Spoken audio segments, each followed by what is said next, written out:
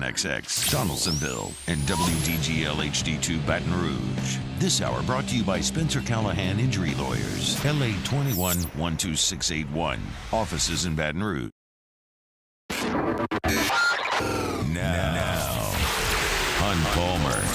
Hunt Palmer on 104.5 ESPN Baton Rouge. Holding down the middle of the day. Live from the Mercedes-Benz of Baton Rouge studios. This is Hunt Palmer. Welcome into the Friday edition of the Hunt Palmer Show. Taylor Sharp here with you, filling in for Hunt Palmer one more time here on this Friday afternoon. He will be back on Monday. Look, we want to have kind of a fun, more lighthearted show here on this Friday. We are going to talk a lot of LSU football in hour number one, but hour number two, we're going to have some fun. The all-name team was released. Article came out about PJ Fleck that I want to hit on. Then we're going to talk to Shea Dixon, hour number one. He's going to come on. The Bayou Splashes this weekend. Big recruiting trips for a lot of LSU recruits. Also, some training camp injuries I want to get into. And then in hour number two, I want to talk NFL quarterbacks. Where does Derek Carr rank among the elites in the National Football League? And then Ross Jackson's going to hop on with me at 2:30 to get a training camp report from out there in New Orleans. But I actually want to start the show opening up with a little bit of baseball. Some news that broke really yesterday evening, if you will. Luke Holman, the Alabama pitcher, he was their ace last season, who recently entered the transfer portal. He announced that he will be coming to Baton Rouge and transferring to LSU. He's actually the second Alabama Crimson Tide player behind Andrew Cade Woods to join and come on and join Jay Johnson's squad here at LSU. Really solid numbers for Holman last year. 3.67 ERA, 87 strikeouts, just 31 walks in 81 innings pitched. He had a 7-4 record as a starter last year in Tuscaloosa. If the name Luke Holman sounds familiar, the infamous Tommy Bohannon betting scandal, this was the player that the whole thing kind of centered around. He was that Friday night guy that Bohannon scratched because of an injury. Then he called up his buddy Bert Neff, which is an incredible name, to place that bet on LSU. So he's a guy that's been in the news a lot lately, and you'll be hearing a lot more from him as he is coming to Baton Rouge, and he will pitch for the Tigers next season. Look, I want to start off the show by talking a little bit of Florida State. ACC Media Days just recently wrapped up, and while we typically wouldn't focus on ACC Media Days, Florida State is LSU's first opponent this upcoming season, as they were last year. LSU lost that game in New Orleans. This year, they're going to Orlando. Hopefully, their fortunes will be a little bit different. But, as I was looking at it, a lot of returning production for the Florida State Seminoles. Jordan Travis obviously returns. He's pretty much a consensus top 10 quarterback in all of college football. Struggled a little bit out of the gate last year, had some ups and downs, but the last 5 or 6 games of the season played as good as any quarterback in college football. If he can take that momentum into next season, Florida State could have a really, really good year. They also returned 94% of their offensive production. Both of their receivers on the outside from last year are back, and they got a couple key transfers as well. And, while I was looking at that, I was like, well, this opening game against Florida State, it's going to be very tough. Can LSU win that game? And then I started kind of diving into the full schedule, and that's what I want to do now. I want to break down LSU's 2023 schedule, kind of go game by game, give them a win or a loss, and see what kind of my early prediction on what LSU's final record is going to be at the end of the regular season. So look, we'll start off at Camping World Stadium in Orlando against the Florida State Seminoles. Again, we all know that LSU lost that game because of a blocked extra point last year. Heartbreaking fashion in Brian Kelly's first game. A little bit of revenge here for the Tigers. I got LSU going into Orlando and winning that game. I think it's going to be close. That is going to be a hard-fought game one, and that's really going to determine what kind of seasons both of these programs have. Because think about it. While it's not a conference game, LSU and Florida State can both still win the SEC and ACC respectively, even if they lose this game. But you leave yourself no margin of error. You cannot lose another game. I know everybody's like, oh, well, the College Football Playoff Committee, they're wildly inconsistent on all of their requirements and all that. That's very true. The one thing they have been consistent on, a 2-loss team is not making the College Football Playoff. It hasn't happened. Everybody said LSU may have been that team last year.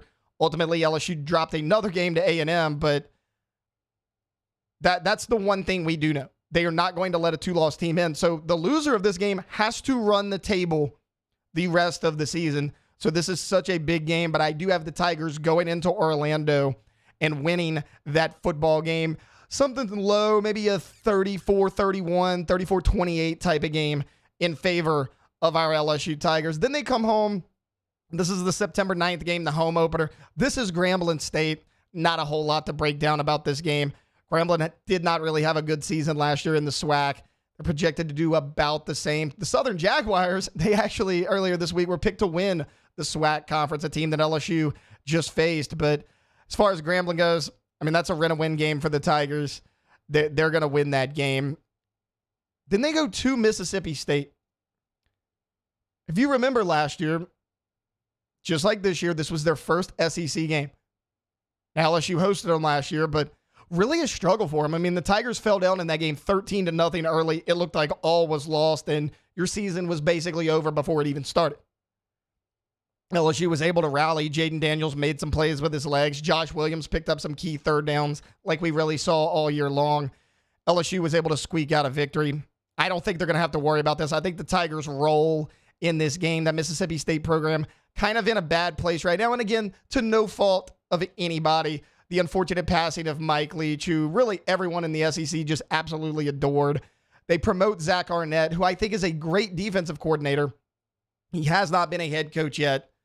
We talked about the SEC. My predicted order of finish for the East and West, I picked Mississippi State to finish dead last in the SEC West. I think the Tigers roll in this game. Then LSU returns home that following week. It's LSU versus Arkansas. It was that 13-10 game last season, the one where LSU seemed to have no offense whatsoever outside of Josh Williams. It was cold. Remember, they were melting ice that was on the sidelines before the game. Just a really frigid game halfway through the season last year up in Fayetteville. This one, you're not going to have to worry about that because it's September in Baton Rouge. It's going to be hot. I think the Tigers' offense is going to be hot as well. They're going to win that game. This next one, this might be the most important game on the entire schedule as far as the SEC goes outside of Alabama. And this is at Ole Miss. You handled Ole Miss last year, and you looked really good doing it. Jackson Dart's probably going to be the quarterback for a second year in a row. But how is this team going to look? I'm kind of iffy with them. I think they're going to be a middle-of-the-road team. However, this may surprise some people with this. I don't think LSU goes undefeated in the regular season. I think they lose this game. Oxford's a tough place to play. Vaught Hemingway, it can get really loud. Kiffin's a good coach. Jackson Dart in his second year in that Kiffin offense. LSU, they had a lot of tough games. They played Florida State. Then you have back-to-back SEC games. This is your third SEC game in a row. Your second on the road in as many weeks. I think this is a trap game for LSU. I think the Tigers actually drop this game. Then they go on the road for the second week in a row. A lot of road games here. I mean, we've really only had two home games. You got Arkansas and you got Grambling. Everything else so far has been on the road, but we're getting there. That's going to help them in the back half of the year. LSU's going to roll in this game. I mean, Brady Cook had a pretty good year last year, quarterback for the Missouri Tigers, but I just don't think Missouri has enough talent. I think LSU rolls. I think they come in kind of ticked off after dropping that game to Ole Miss. That one's pretty easy for me. As far as Auburn goes, we know what the LSU-Auburn rivalry is.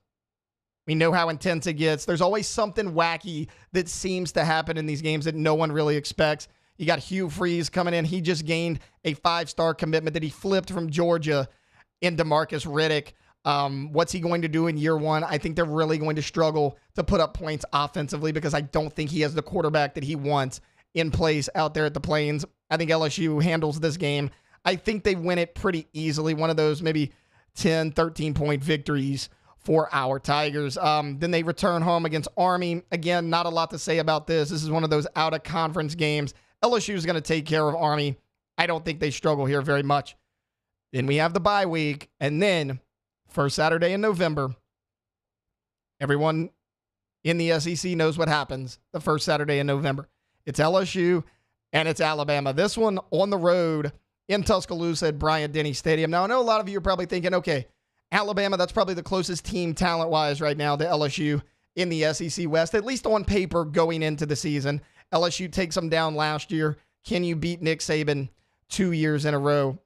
If you go back historically, I mean, the last 10, 15 years, LSU actually plays Alabama better in Bryant-Denny Stadium than they do in Baton Rouge. I don't think that changes this year. I think LSU goes into Tuscaloosa and beats Alabama as they continue to roll and bounce back from that loss against Ole Miss. LSU plays Florida in Tiger Stadium the very next week. LSU's always a little beat up after that Alabama game, but I don't think it matters. I don't think Florida's going to be very good this year. I think the Tigers get that done. Then, of course, November 18th, they come home. They play Georgia State. We can move right along on this one. Again, you're at a conference outside of Florida State. Really not much to look at. You got Grambling State, you got Army, then you got Georgia State. This is going to be a tune-up game for your last game of the year, which will come in Baton Rouge Saturday, November 25th, a few days after Thanksgiving. You're going to play the Texas A&M Aggies, a team that everyone thought you should have beat last year, myself included. That was just one of those weird games. LSU was not in it from the start. A&M jumped on them early. They jumped on them often and really kind of ran away with that game. LSU is going to get their revenge this year. The Tigers are going to take down the Aggies. I think it's going to be a close game, closer than most people like, but I think LSU probably wins this one by a touchdown. So recapping a little bit, and again, this is just one guy's opinion, but if you look at it at least on paper, there's always going to be a game that you drop that you shouldn't, or that you win that you probably shouldn't. And, you know, it's not a perfect system. LSU, they may very well go 12-0. They may go 8-4. It all depends on if they get those lucky bounces. But, I mean, I like LSU 11-1 right now in the regular season. Their only loss on the road to Ole Miss early in the season. I do like them beating Alabama. They're going to go to the SEC championship and face those Georgia Bulldogs with a college football playoff berth on the line. Look, I wanted to kind of hit a little fun segment there to start off the show. We're going to take a quick timeout. When I come back, I want to talk about this LSU front seven.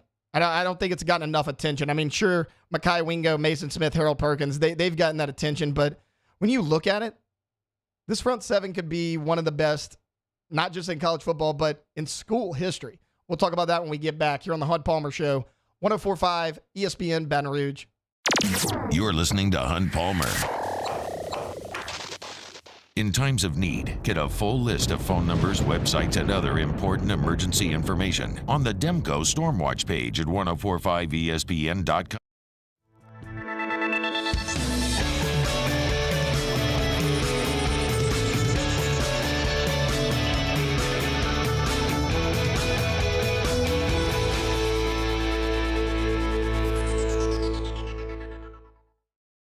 Hi, I'm Brandon Landry, founder and CEO of Water. Hi, my name is Dr. Craig Green. This is Ryan Terrio with HUDCORoofing.com. Hey, it's Matt Moscona. No matter how big your commercial roofing job, HUDCO can help. My patients come to me because they trust that I can get the job done at a high level.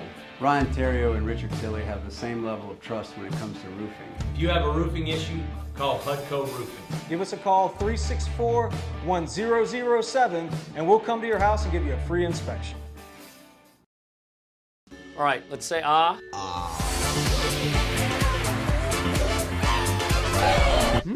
Where'd my spotlight go? Super weird, but we can take care of it. Get in and get better at Patient Plus. Follow us on Twitter at 1045ESPN to cast your vote in the Citizens Bank and Trust poll of the day. Vote daily inside Off the Bench, live at lunch, Hunt Palmer. And after further review, Citizens Bank and Trust brings you the poll of the day via Twitter at 1045ESPN. Make this summer your backyard party year with Chris's Specialty Foods. Wings, burgers, brisket, steak, and boudin, plus great Cajun side dishes. We do all the prep, and you enjoy laughing with friends and family. Chris's Specialty Foods, Millerville, New Orleans, Prairieville, and Frisco. Everybody loves Chris's authentic Cajun meat.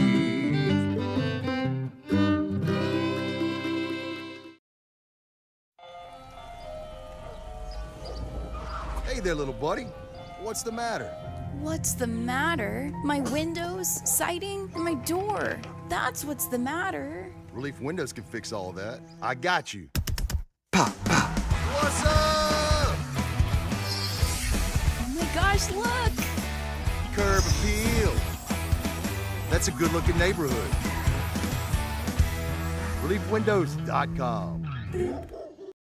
Dylan Cruz here to tell you about Six Rings Baseball and Softball Camp. If you live on the North Shore and play ball, go to Six Rings Camps with former LSU assistant coach Dan Canaveri. His knowledge is second to none, and your child will improve and have fun doing it. Camps were held at Coquille Park and Six Rings Academy in Covington with 4 sessions over the summer. Full day and morning only sessions are available from ages 7 to 13. Go to sixringsbaseball.com or call 985-206-9096. Learn the game to love the game.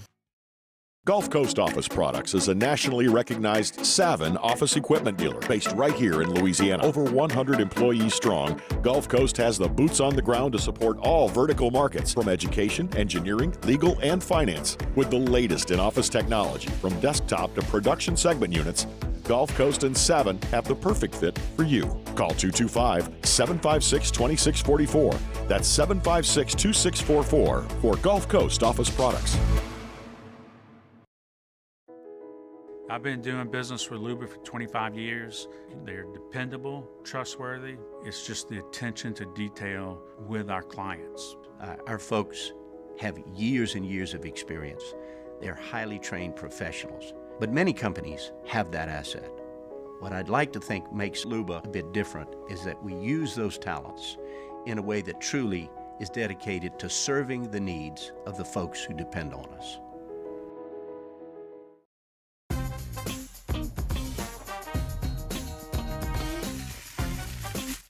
Sandigrove, join us for the Monday edition of Live at Lunch. We are at Finbom, Sushi Burrito, Poke Ramen, corner of Burbank and Lee. We'll recap the weekend, and we're into week 2 of Saints Camp. Live at Lunch, 11 a.m. weekdays, 104.5 ESPN Baton Rouge.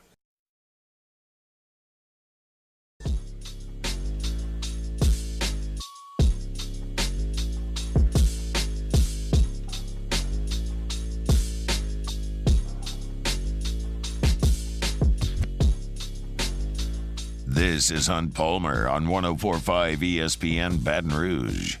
Nah, this ain't Hunt Palmer. Taylor Sharp here with you, filling in on the Hunt Palmer Show one last time here on this Friday. Hunt will be back on Monday. I imagine he's going to be a little bit more tanned than when he got here, but it would be hard not to be. I teased it a little bit in the first segment. I want to talk about the LSU front seven this year. Going into 2023, how does it match up against some of the best defensive front sevens we've had here in school history? I pulled 3 of the front sevens that, just in my personal opinion, from my years of watching college football, have probably been the most talented we've seen here in Baton Rouge. We're going to start with the 2007 defense. You all know it. It's Tyson Jackson, Glenn Dorsey, Marlon Favorite, Kirsten Pittman. I mean, that's your starters across the D-line on that 4-man down. Ricky Jean-Francois, he would have been a starter on that team had he not suffered an injury. You remember he picked it up late at the end of the season when he bounced back from that injury, was actually the defensive player of the game in that national title game against Ohio State. But those weren't the only guys. Charles Alexander was a defensive lineman there. You had Raheem Alim, Al Woods, who is still playing in the NFL. The guy's like a 16-year vet right now in the NFL. Is that the best defensive line in school history? It very well might be, at least in terms of depth. However, the linebackers weren't bad either. You had Derry Beckwith, Luke Sanders, and Ali Highsmith as your big 3. We all know Ali Highsmith, one of the original number 7s. I mean, the guy was all over the field, making plays left and right. Now, I love that defense, but how does it stack up against these other 2? You're going to pick up a theme here on what these teams accomplished behind these great defensive front 7s. Let's shift to 2011. This was a dominating defense all around. In my opinion, still the best secondary in school history, maybe even in the history of the Southeastern Conference. But the front 7 was no joke either. Who'd we have on that defensive line? We had Sam Montgomery, Michael Brockers, Josh Downs, Kendrick Adams. Parkevious Mingo wasn't even an everyday starter. He came in on your blitz packages on your 3rd down. He wound up being a first-round pick off of that. You have LeVar Edwards, Benny Logan, another guy who became a stalwart on that defensive line, eventually was awarded that number 18. So you were so deep across the defensive line once again. However, this defense did have a weakness. We just talked about their defensive line being deep, a great secondary. I thought you were a little bit weaker at linebacker this season. Now, Kevin Minter was an absolute stud in the middle of that defense. I mean, he got some All-American consideration here while he was in Baton Rouge, but it was the two outside guys. You had Ryan Baker on one side, Stephon Francois on the other. Those guys are fine. They were average to below average SEC starting linebackers.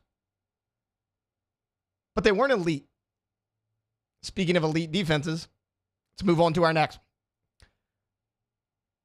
The 2003 defense. This was Nick Saban. This was his national championship year. I love the starting defensive line here as well. Marquise Hill, Chad Lavallee, Kyle Williams, and Marcus Spears. That is 4 studs. You also had Melvin Oliver come off the bench as a solid depth piece as well.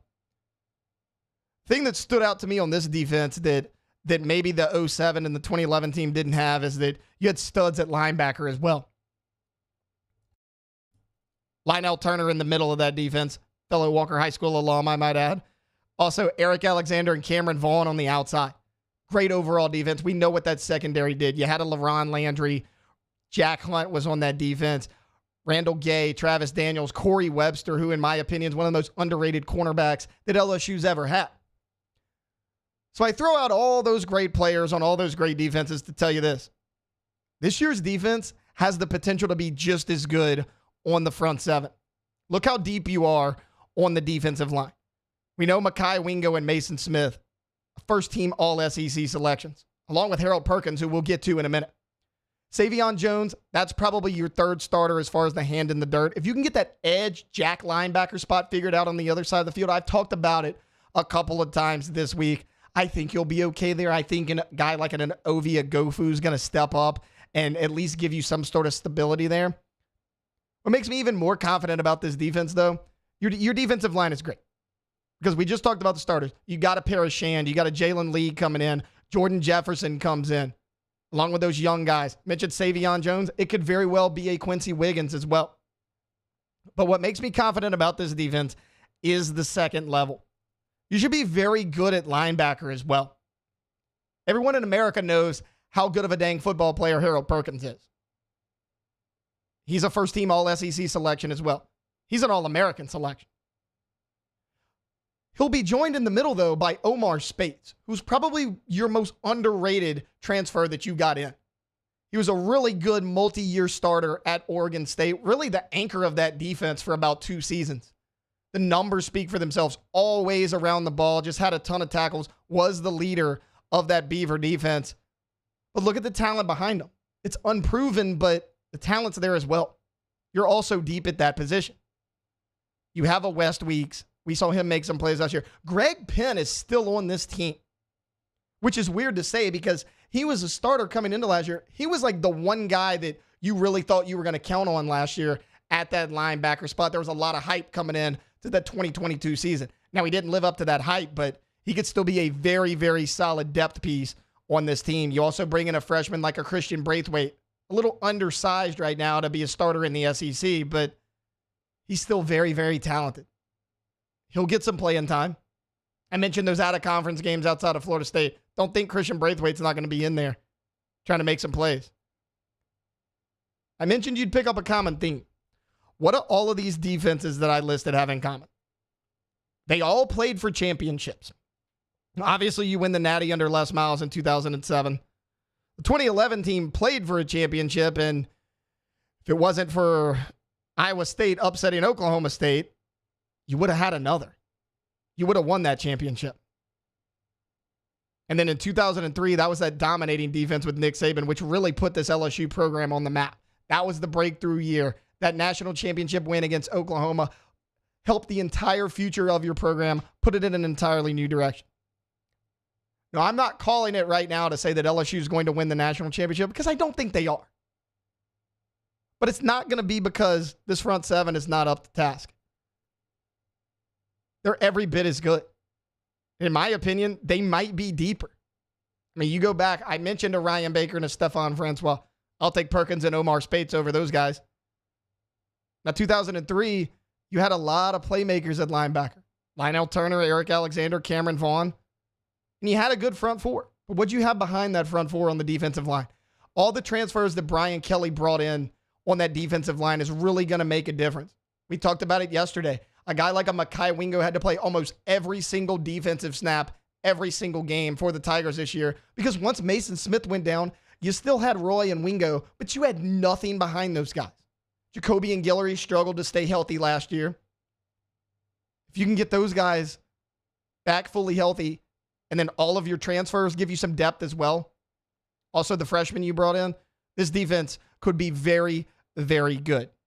Again, I'm not saying they're going to win the national title, but you got to have a good front seven to do it. I think LSU's certainly going to have that, so that's a good place to start.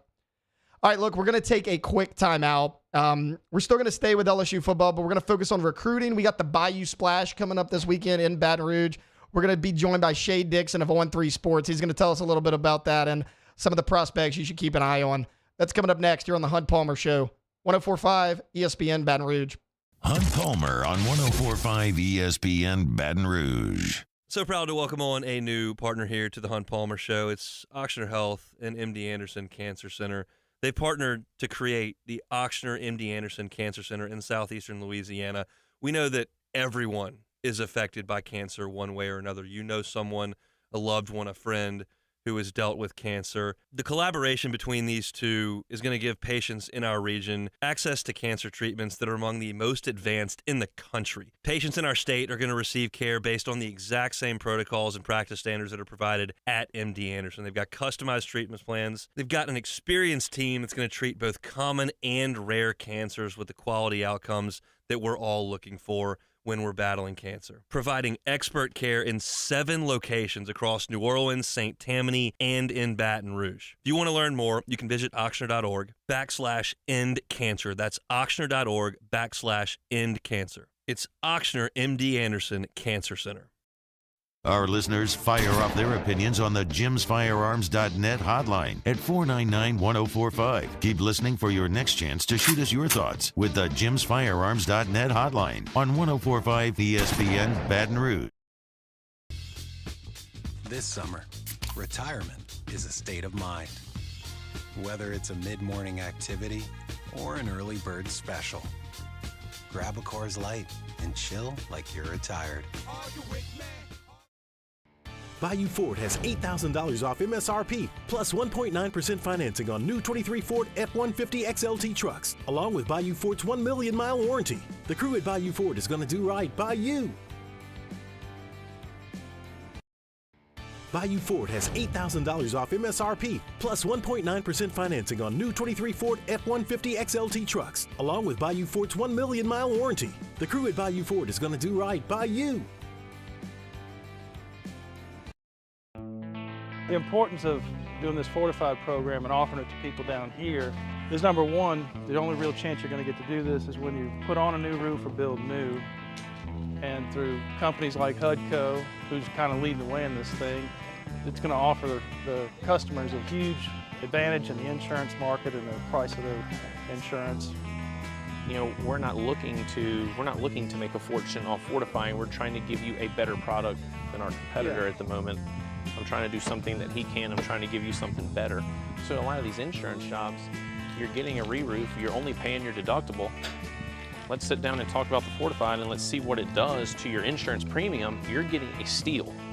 Yeah. You're getting a brand new roof and a fortified certificate for your deductible, essentially. And I think we're rocking and rolling.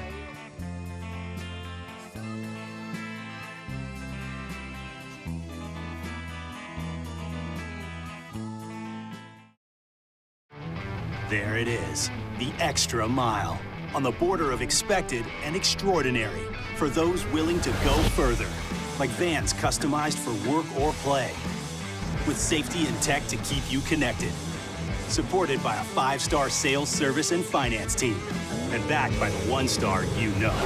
So go the extra mile. It's never crowded, because so few have what it takes to go there. Mercedes-Benz Vans. When is a taco more than just a taco? When it's Government Taco. Voted best tacos 3 years in a row by 225 Magazine, Government Taco puts the most delicious spin on tacos the capital area has ever seen. With creative combinations like the Magna Carrot, the Filibuster, or the Steak of the Union. Plus perfect tortilla chips paired with the best salsa and queso you've ever had. And happy hour every day from 3 to 6 p.m. and all day on Thursday. Government Taco, 5621 Government Street. Gulf Coast Bank and Trust is giving our customers the power to bank anywhere, anytime during this challenging event. And we're right there with you. Our mobile banking app is a smart way. Matt Moscona inviting you to join us for Friday's AFR, presented by Don Juan Cigar Bar. We got a Saints training camp update and the Riot Radio Hours return. We'll see you Friday, 3 to 6, 104.5 ESPN, Baton Rouge.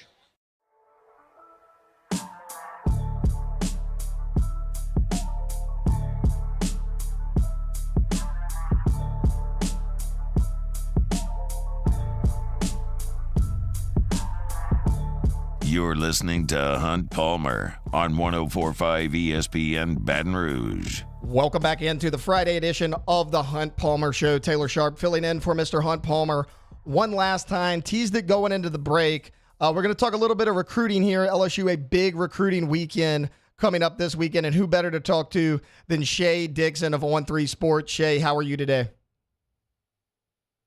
I'm doing great. How are you? I am doing good. Look, before we dive into this Bayou Splash coming up, I want to ask you a little bit about Kai Bates. News broke a couple days ago that the four-star DB out of the state of Florida has chosen LSU. What can LSU fans expect from a guy like Kai Bates?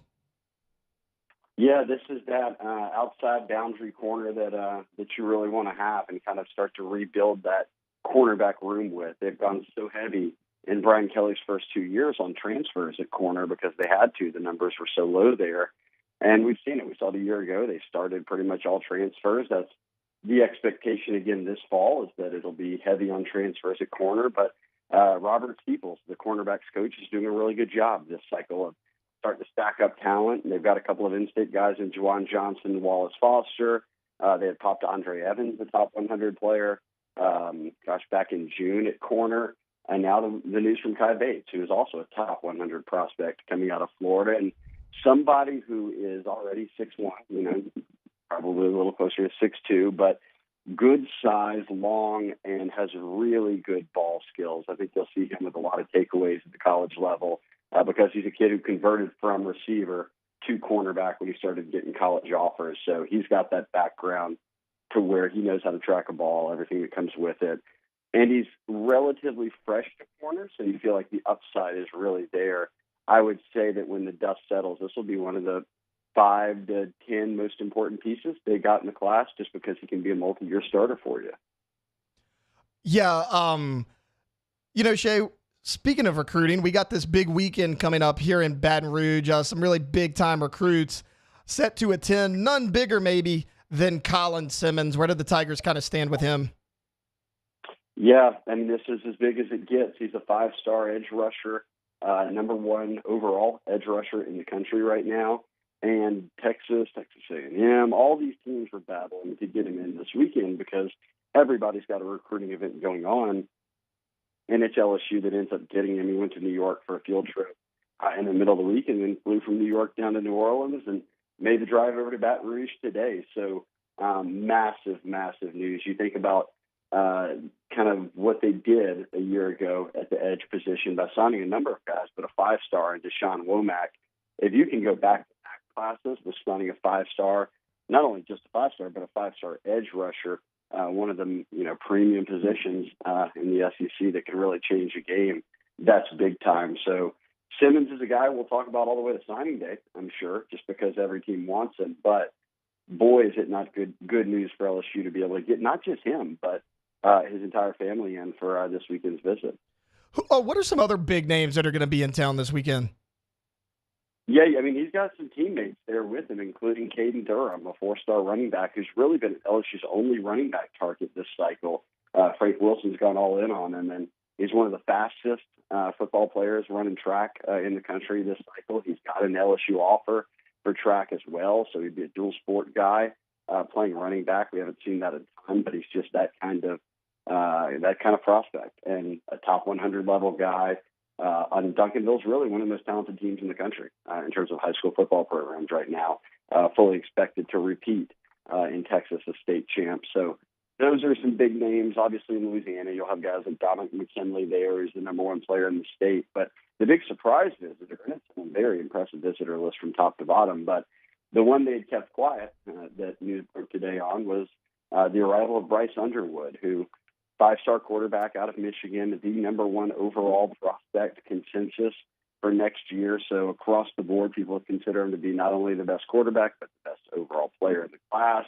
And now this right now is 3 visits to LSU in 4 months for a guy from Michigan. And these are all unofficial visits. So he and his family are having to pay for the flights and the hotel and everything else to get down here. But that just shows kind of how sincere their interest is. A lot of people thought early on he would end up staying in state at Michigan. Now, could that be the case? Maybe, but it's very clear when it comes to SEC programs and really programs outside of Michigan that nobody's made a bigger splash so far than LSU has. So, yes, if you've got Colin Simmons on campus, McKinley on campus out of Louisiana, a guy like Underwood on campus, there's another Duncanville kid, DeCorian Moore, who's a 5-star. All those guys, 5 stars, whether in this class or next class. It's about as star-studded as a visitor list that anybody, whether it's Bama, Georgia, Texas A&M, Florida, you name the team. Everyone is jockeying for all these different guys to get to campus, and it looks like LSU is going to come away with one of the bigger hauls in terms of who got into town. Shea, you expect any possible commitments this weekend? I mean, is that I'm sure that's certainly a possibility, right? Absolutely. It's always a possibility, especially when you're on campus with family and you're kind of in a relaxed environment, which with this Bayou Splash is very much that. You're not sitting in meeting rooms. You're not having to sit down for one-on-ones with coaches the whole time. It's much more of a hangout. Everybody get to know each other. And a lot of these kids have already done their official visits to LSU, most notably the out-of-state ones. So those are the guys that I'm watching because they've all already got that familiarity with it, with their family. Now they're back for kind of just a fun time. I would circle Ori Williams, a kid out of Texas, offensive lineman. They have a couple of offensive linemen committed. They want to add more. Brad Davis has done a really good job on the recruiting trail the past couple of cycles as LSU's O-line coach, the one guy who was held over from the staff from Orgeron into the Kelly era, and he's continued to chip away on the recruiting trail. So this is a guy that A&M wants, Texas wants, but it's been LSU continues to get him to campus, and now he's on his way right now. I just talked to him here recently, and I would not be surprised if he went ahead and shut things down, whether it's this weekend or maybe next week, whenever. But it's clear at this point that LSU is very much out front as the team to beat, and a guy that the staff feels like is one of the better offensive tackles in the country. Shea, when I kind of look at this class as a whole, it's been kind of a topic of conversation this week around these parts. They certainly have a ton of 4 stars in this class for Brian Kelly for 2024. No 5-star commitments yet. How important is that to you, and should Tiger fans be worried? No, I wouldn't be worried.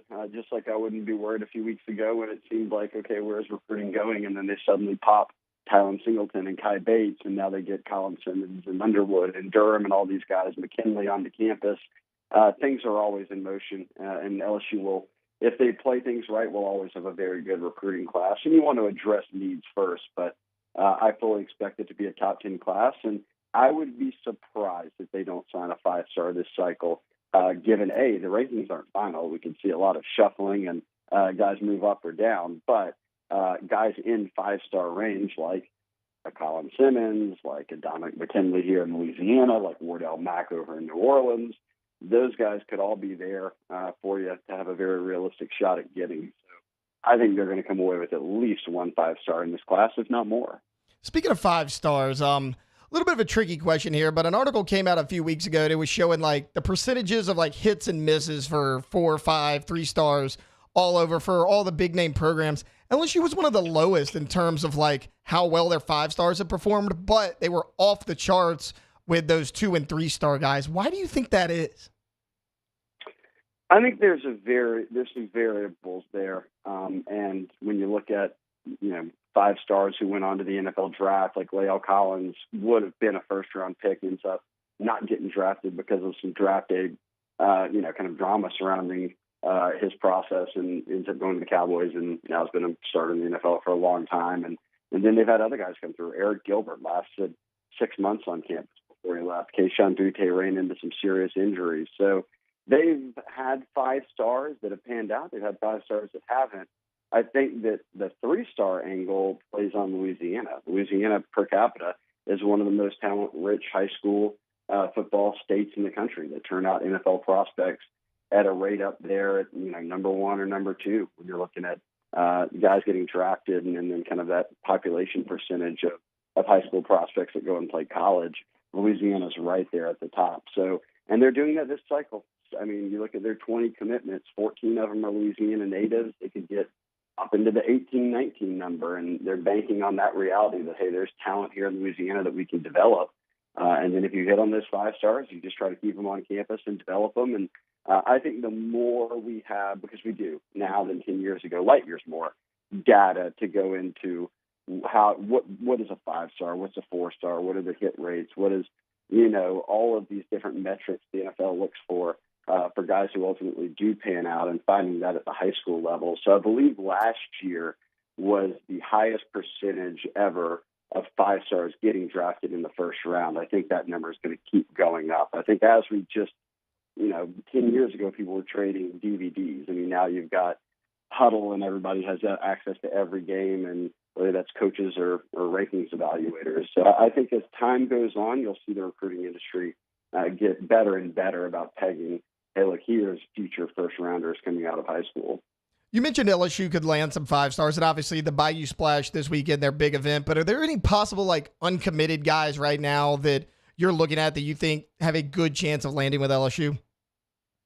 Yeah, I mean, I look at Ori Williams, like I said. He's one big one that I'm keeping an eye on. And then I think Jelani Watkins, coming out of Texas, a Louisiana native, a receiver, is someone a lot of people have an eye on, who said he wants to make a decision here soon. So there are a couple of guys that I would put into that mix. Caden Durham, August 25th is when he circled his decision date. Does he wait till then, or does he do it sooner? And then really Colin Simmons, who said he's going to announce at least when he wants to commit here soon.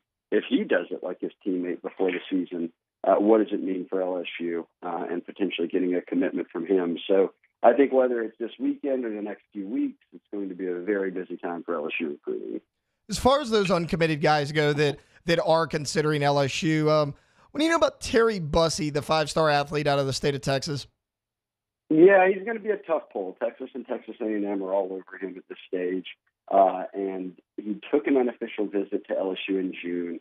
He's ranked as one of the nation's top athletes, but will probably be playing DB at the next level.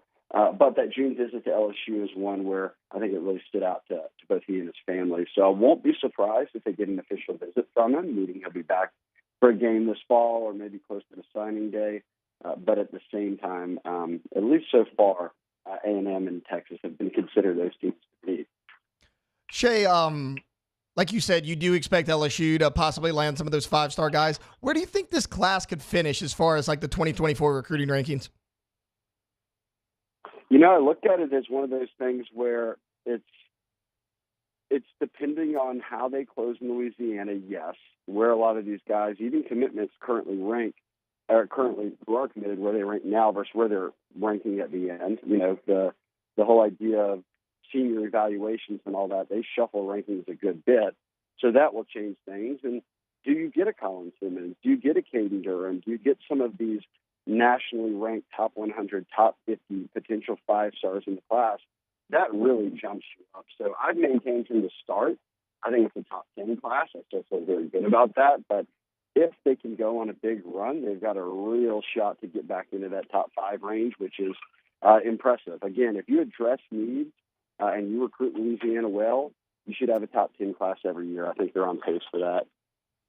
Shea Dixon, On 3 Sports. Shea, thank you so much for joining me today, man. Absolutely, anytime. All right, that was Shea Dixon there with On 3 Sports. I'm interested to see all the news that Shea's going to put out about that Bayou Splash big recruiting weekend. Obviously, Colin Simmons, really kind of the top 5 guy that LSU's looking to land this class, and a ton of other big names as well. Look, we're going to take a quick timeout. Coming back, I want to talk about some training camp injuries because there's a big one that just happened that is going to impact some sports fans here in Louisiana, a few more as well. So that's coming up right here on the Hunt Palmer Show, 104.5 ESPN Baton Rouge. Hunt Palmer on 104.5 ESPN Baton Rouge. One Bath and Closets. OneBathandClosets.com is the website. David Duvall and his team have been in this business for 30 years. The consultation's free. It doesn't cost anything to have David Duvall and his team come in and just kind of discuss what they could do with you on your bathroom or in your closet. They can do a full-scale renovation of your bathroom. They are licensed contractors, and he's the only call you would have to make. You don't have to get 4 subs involved, calling all. No, David Duvall handles all that. One call to One Bath and Closets. On the closet side, same deal. They can do a full-scale renovation. Maybe it's just using your space more effectively. It's like that tub-to-shower conversion in the bathroom. You can take that tub out, put in a gorgeous glass walk-in shower, changes the look and the functionality of your bathroom. OneBathAndClosets.com is the website. You can see their great work. They've got great pictures of it there. You can request a consultation. You can look at their reviews. It's all right there on the website. It's OneBathAndClosets.com. In times of need, get a full list of phone numbers, websites, and other important emergency information on the Demco Stormwatch page at 1045ESPN.com. The world's leaders in obesity research, obesity medicine, and obesity science are right here. We're doing something that no one's ever done, or trying to answer a question that no one's ever asked before. Pennington is a real jewel when it comes to research. We are finding the solutions to the world's worst chronic disease, which is obesity. Louisiana needs Pennington Biomedical. Gulf Coast Bank and Trust is giving our customers the power to bank anywhere, anytime during this challenging event. And we're right there with you. Our mobile banking app is a smart way to manage your money and time. Gulf Coast Bank and Trust, the bank that cares about you.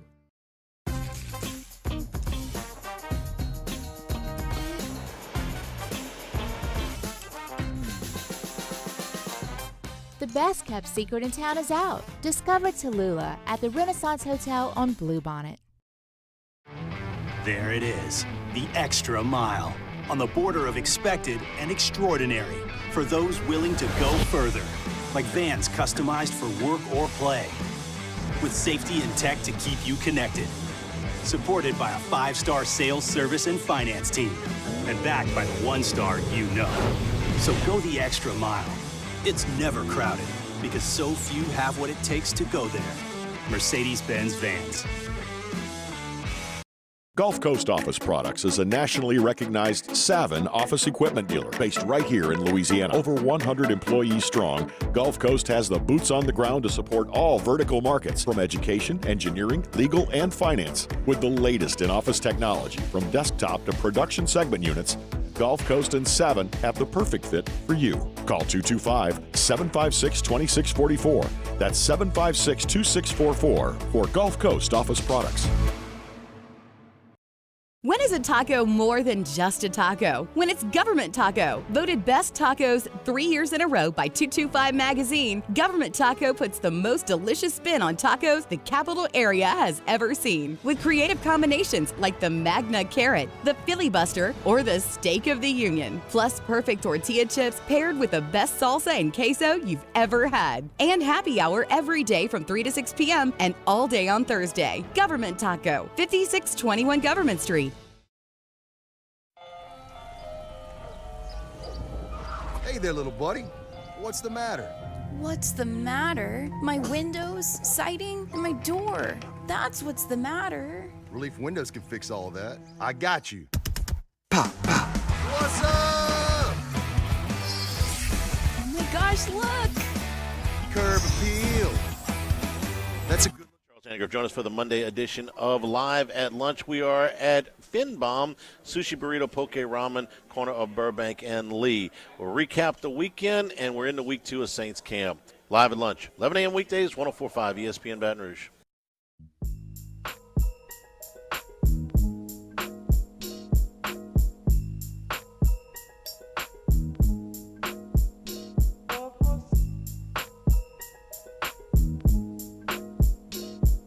This is Hunt Palmer on 104.5 ESPN Baton Rouge. Welcome back into the Hunt Palmer Show, wrapping up hour number 1 here on this Friday afternoon. Teased it there before we went to break. I want to talk some training camp injuries.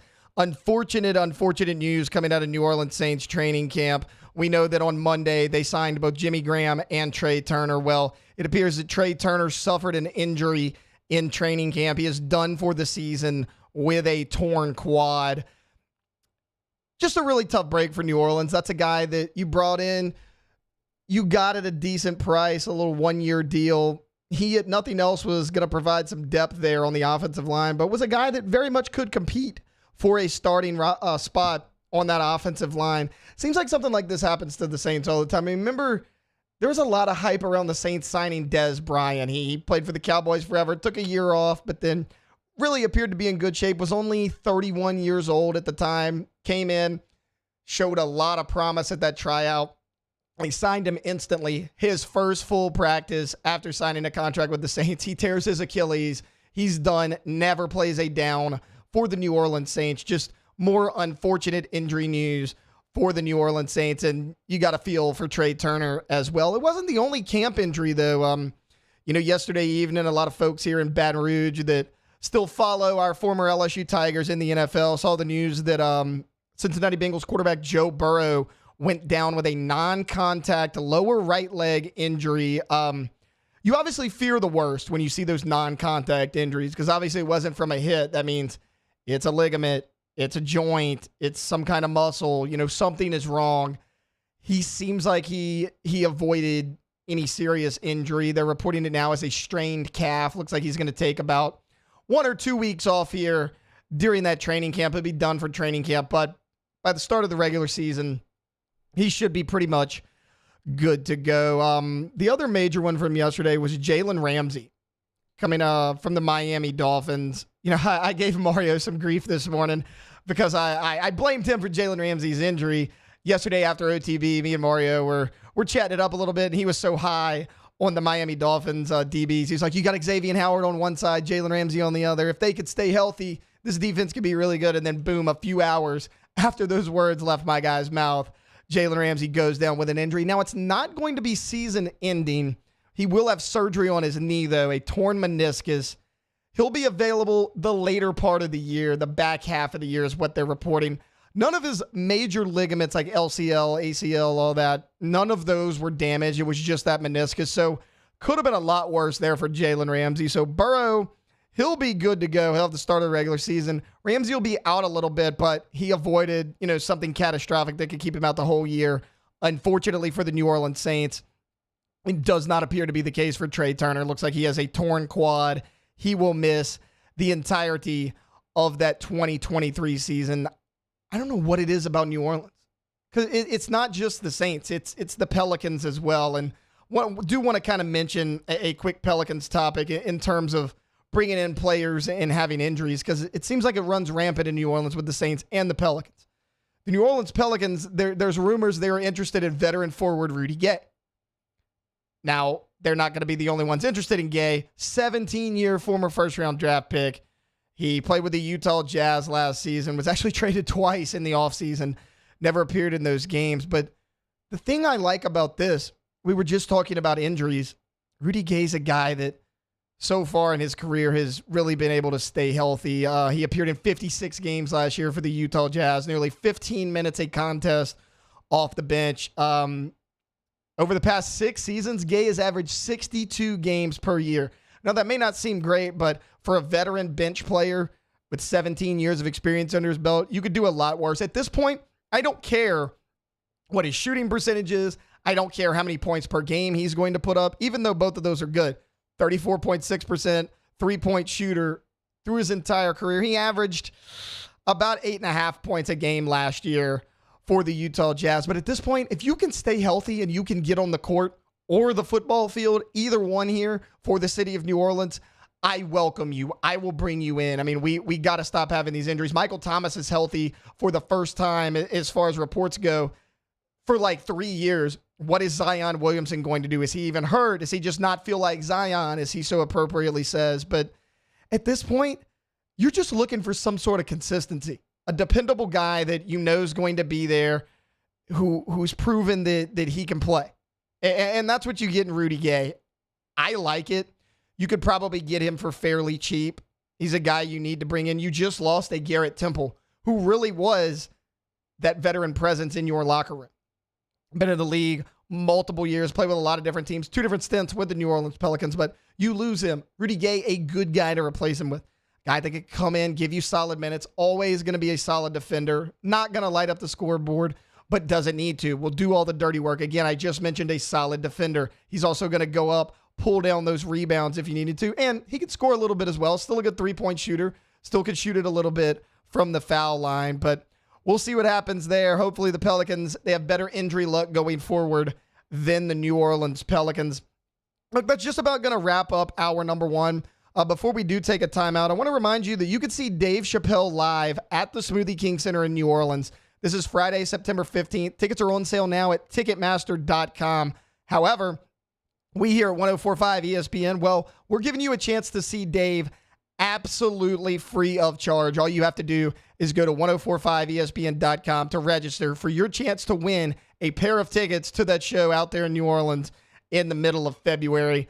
I'm a big Dave Chappelle fan. I think that out of all the stand-ups they put on Netflix, his by far my favorite. Look, that's going to wrap up hour number one. We talked a lot of LSU football this hour. I hit on the win-loss record for LSU. How good can this front seven be? Then we talked to Shea Dixon for a little bit of recruiting. We'll come back with a whole lot more here on the Friday edition of the Hunt Palmer Show. We'll kick things off, talk a little PJ Fleck. He's been accused of some hazing as well. However, I kind of think it's a big nothing burger. We'll get into that here on the Hunt Palmer Show, 104.5 ESPN Baton Rouge. Bayou Chrysler Dodge Jeep Ram has $10,500 off MSRP on all new 23 Ram 1500 Laramie trucks in stock. All with Bayou's 1 million mile warranty. The crew at Bayou Automotive is going to do right by you. Bayou Chrysler Dodge Jeep Ram has $10,500 off MSRP on all new 23 Ram 1500 Laramie trucks in stock. All with Bayou's 1 million mile warranty. The crew at Bayou Automotive is going to do right by you. Oh, hey, what's up? It's Big D and Bubba, 100.7 The Tiger Morning Show. We'd love for you to join us every weekday, 4 a.m. till 9 a.m. Yeah, everything you want in a show. Country music. We got laughs. We got celebrity in-studio guests. We just need you. Join us every weekday morning, 4 a.m. to 9 a.m., right where it all started. That's right. Louisiana's country station, 100.7 The Tiger.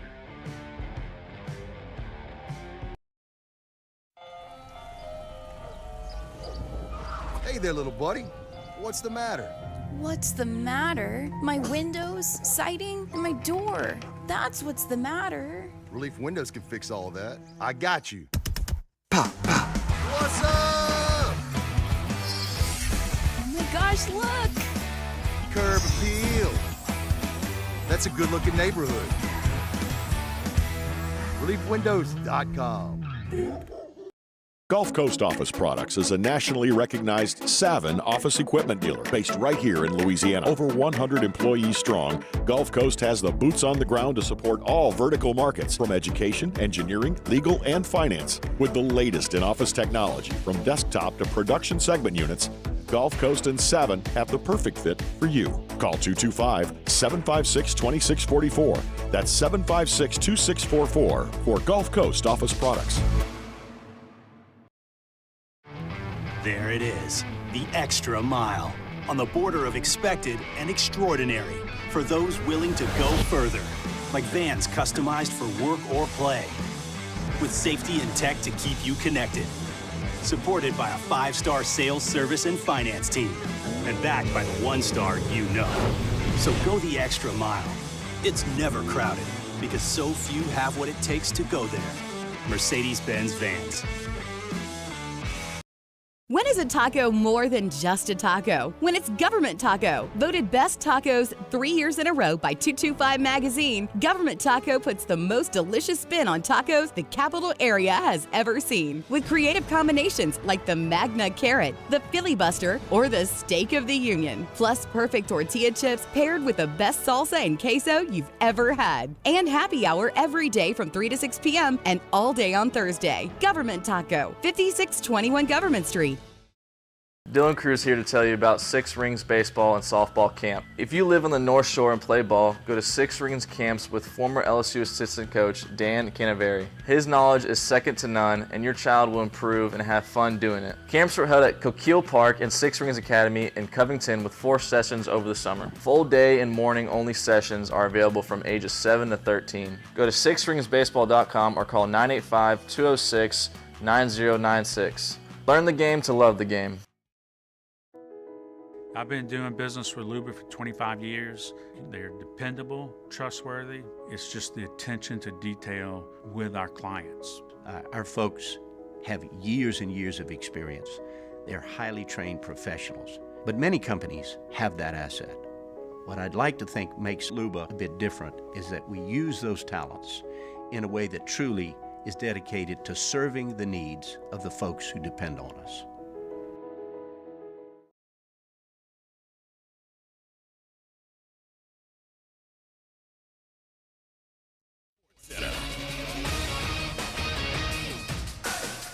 I'm Doug Brown. ESPN's Adam Schefter reports Saints offensive lineman Trey Turner will miss the upcoming season with a torn quad. Turner just joined the team 3 days ago after signing his contract. Free agent running back Dalvin Cook will visit with the Jets on Sunday.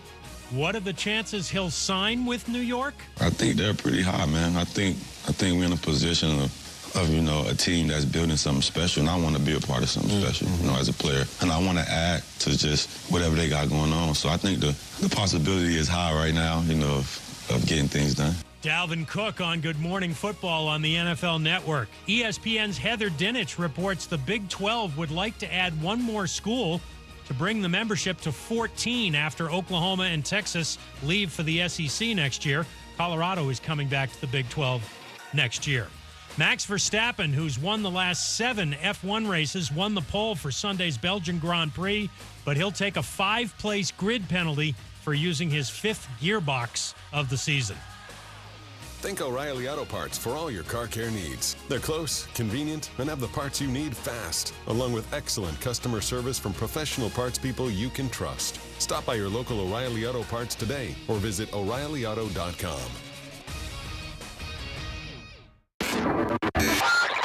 Now, Hunt Palmer on 104.5 ESPN Baton Rouge. Holding down the middle of the day. Live from the Mercedes-Benz of Baton Rouge Studios. This is Hunt Palmer.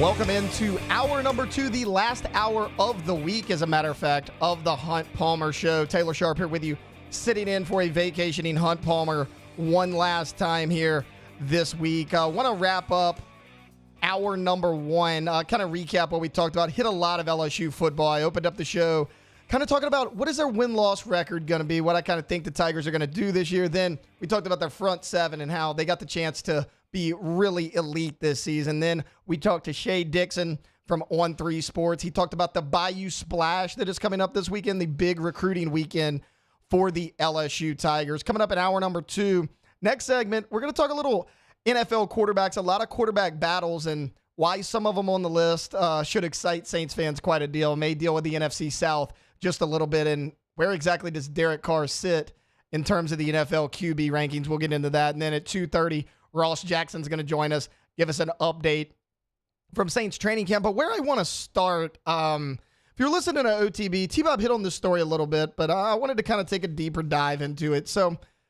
by now, all of you know that Pat Fitzgerald was let go at Northwestern because of the hazing incidents, and obviously they were very serious. They were serious enough for that school to fire him.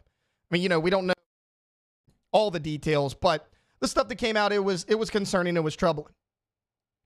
But Front Office Sports put out an article, a couple of former Minnesota football players and even a former staff member claim that there's a toxic culture at Minnesota under PJ Fleck. And when I started diving into the article, I went into it completely open-minded. Look, we all know PJ Fleck is a little bit different. He uses a lot of acronyms for motivation. He gives off a little bit of a corny vibe, kind of the same thing that everyone, picks on Dabo Swinney about for a little bit. Well, anyways, in the article, 3 former players came out with different allegations, complaining that some players got special treatment and weren't punished when others were, and it was because, some players got punished. They were star players. Nothing would happen to them, but if you weren't a star player, you would get treated differently. I don't know. That's a lot of a he said, she said situation. That just, you'll never know if there's any truth to that. They also said he had stricter rules than the NCAA. Okay, that's fine. One of the players even went as far to call Minnesota a cult, which is pretty extreme. But look, I was reading it, and as I started reading, I was like, okay, maybe there's a little bit of merit to it. I mean, a lot of the players said that anytime you were asked how you were doing in the Minnesota football facility, you had to reply with, I'm elite. Players said that they felt like they couldn't talk to PJ Fleck. A lot of them said they were going through issues in their personal life. Now, that's a problem for me. You should be able to have open communication with your head coach. We all know that mental health has been at the forefront for years in college and professional sports, as well as it should be, because that is a serious problem in this country. Other players said that they felt like they had to play hurt. Again, that's another one of these gray areas, but I'll give them the benefit of the doubt. Maybe Fleck was a little brash. Maybe he is a little strict. But here's where the article loses me. The third player they interviewed, again, going back to all the acronyms PJ Fleck likes to use, and he used the whole hold the rope saying at his previous stop and kind of transferred it over a little bit into Minnesota as well. Rock the boat is another one he had. The third player said that one of the acronyms stood out to him that PJ Fleck used, and he used a lot. As a matter of fact, he gave them this booklet or this packet, whatever you want to call it, when they first got there. They had to learn all these acronyms and memorize them, and they would be tested on them. And you could say, well, that's a little odd. What kind of culture does that speak of? That happens all the time. I mean, when I was in college, we had to memorize so many stuff. We had a fraternity creed that we had to memorize. We had so many things. That happens in all aspects of life. But the acronym that this player was upset about was family. FAMILY. And it was short for forget about me, I love you. And you're probably thinking to yourself, okay, what's wrong with that? Well, according to the player, he says he was making us say forget about ourselves as an individual. I was baffled because it's not anything logical. If you forget about yourself, then who are you? How about you wake up and realize what that saying actually means? Forget about myself, I love you. Isn't that part of being a team? You put your teammates on the same level as you, even ahead of you a lot of times. There's nothing wrong with that statement. That is someone nitpicking. Also, another athlete. Athletes had to run stairs at 6 a.m. with plates over our head for things such as minor drinking. The whole thing was ran by an assistant strength coach, but of course, PJ Fleck directed them in the activity. So you're mad because you were drinking when you weren't supposed to. You can call it minor drinking, whatever. Doesn't really matter. And you're upset because you had to wake up early, run, do punishments, and other things that you didn't want to do. Welcome to life. Welcome to being an adult. What did you want them to do? Pat you on the back, tell you everything's going to be okay, baby you. You'll be walking around the Minnesota campus with your breath smelling like Similac. What's happening right now? I mean, look, I hate to be the old guy up here. I'm 26 years old, but I don't want you to be like, oh, this is such a boomer take. Today's youth, this, and this. I'm part of today's youth. And I can tell you right now, people I know, people I played with, we wouldn't be this way. I mean, this is just a weak mindset. And again, part of the problem I have with this is because sometimes there is a toxic culture. Sometimes there are hazing incidents. Going back again to Northwestern. Stuff like this. Nitpicking a head coach because you're mad. He made you run and do punishment because you were drinking. That completely discredits everyone that has a legitimate complaint, that actually has been picked on, that actually has been hazed in school. You're completely discrediting everyone that has actually went through something and had some adversity in school. That second player that they interviewed, well, he went on to say, some of the punishments and workouts, or the workouts as punishments, included 400-yard bear crawls, or having to do burpees until you throw up. Oh, well, poor you. Guess what? You're a Division I football I'll go ahead and tell the story. When I was in high school, me and another guy I played with, we were the only two freshman quarterbacks on the team. This was our first varsity practice, our first one. We were not told anything. We were not given any instruction. The coach told us, hey, y'all go get some balls out of the bag. Y'all get out here. You warm your arms up. And we're like, all right, cool. We went to the bag and we found these shiny balls. They looked brand new. They had those black leather laces, had good grip on them. We're like, oh, man, these are some top-of-the-line balls. We're going to throw with these. We're not going to pick up the crappy ones in the bottom of the bag. We're going to get these nice ones. So we get out there, we're tossing the ball back and forth, just having us a good old time warming up for practice. And I remember it like it was yesterday. Our head coach came up to us, and he chewed us up one side and down the other. Those are game balls, son. You can't use game balls. Go put them back, get your practice balls, and then after practice, come find me. Well, we found him after practice, and we did 300 yards worth of bear crawls because we used game balls instead of practice balls at our first practice. But we didn't complain. I mean, we probably did at the time, maybe cussed him under our breath a little bit, but it was no big deal to us. This happens everywhere. It's part of playing football. Guess what? You do not have to play football. You are not required to do that. If you're not happy with the culture in the locker room, as long as it's not detrimental to someone, then get out of there, pack your bags, and go home. There's limited scholarships. There's a lot of other kids that would like a scholarship. They'll give it to somebody else. There were some serious things in this article as well, but again, a lot of it was hearsay. You hate when anyone has a heart condition. I am not trying to make light of it. But one player said, well, we were exercising. PJ Fleck was pushing us a little too hard. We had a guy on the team that had an undiagnosed heart condition. He collapsed. He had to go to the hospital, and he was okay, but he had to medically retire from football. That is terrible. I feel for that guy. That sucks. If it's an undiagnosed heart condition, that's not really PJ Fleck's fault. Again, I feel for the kid, but I mean, how is Fleck supposed to know that? It was undiagnosed. Even the team doctors didn't know. They passed him for his physical, didn't they? Finally, we get into an athlete saying, well, our coaches, they had a weird obsession with our bodies, and they were always worried about the player's weight. Yeah, you're a football player. You can't play running back if you're 320 pounds. You can't play nose guard if you're undersized. You have to keep your weight up. They have a strength and conditioning program at most major colleges in the country for this exact reason. They have a nutrition program at most major colleges in the country for this exact reason. I mean, you got two big fights coming up this weekend. You think if Dustin Poirier and Justin Gaethje, if one of them doesn't make weight, do you know what happens? The fight gets canceled and they don't even get paid. In the NFL, if you don't make weight, you get fined. Welcome to being an adult. Stop being as soft as Charmin toilet paper and grow up a little bit. I'm so tired of seeing stories like this. You have a situation at Northwestern, a legitimate complaint, a legitimate toxic culture where kids were getting hazed and they didn't like it, and Northwestern handled it appropriately. They got rid of Pat Fitzgerald. But when you come out with stuff like this, it completely discredits all of that. And it's something that needs to stop.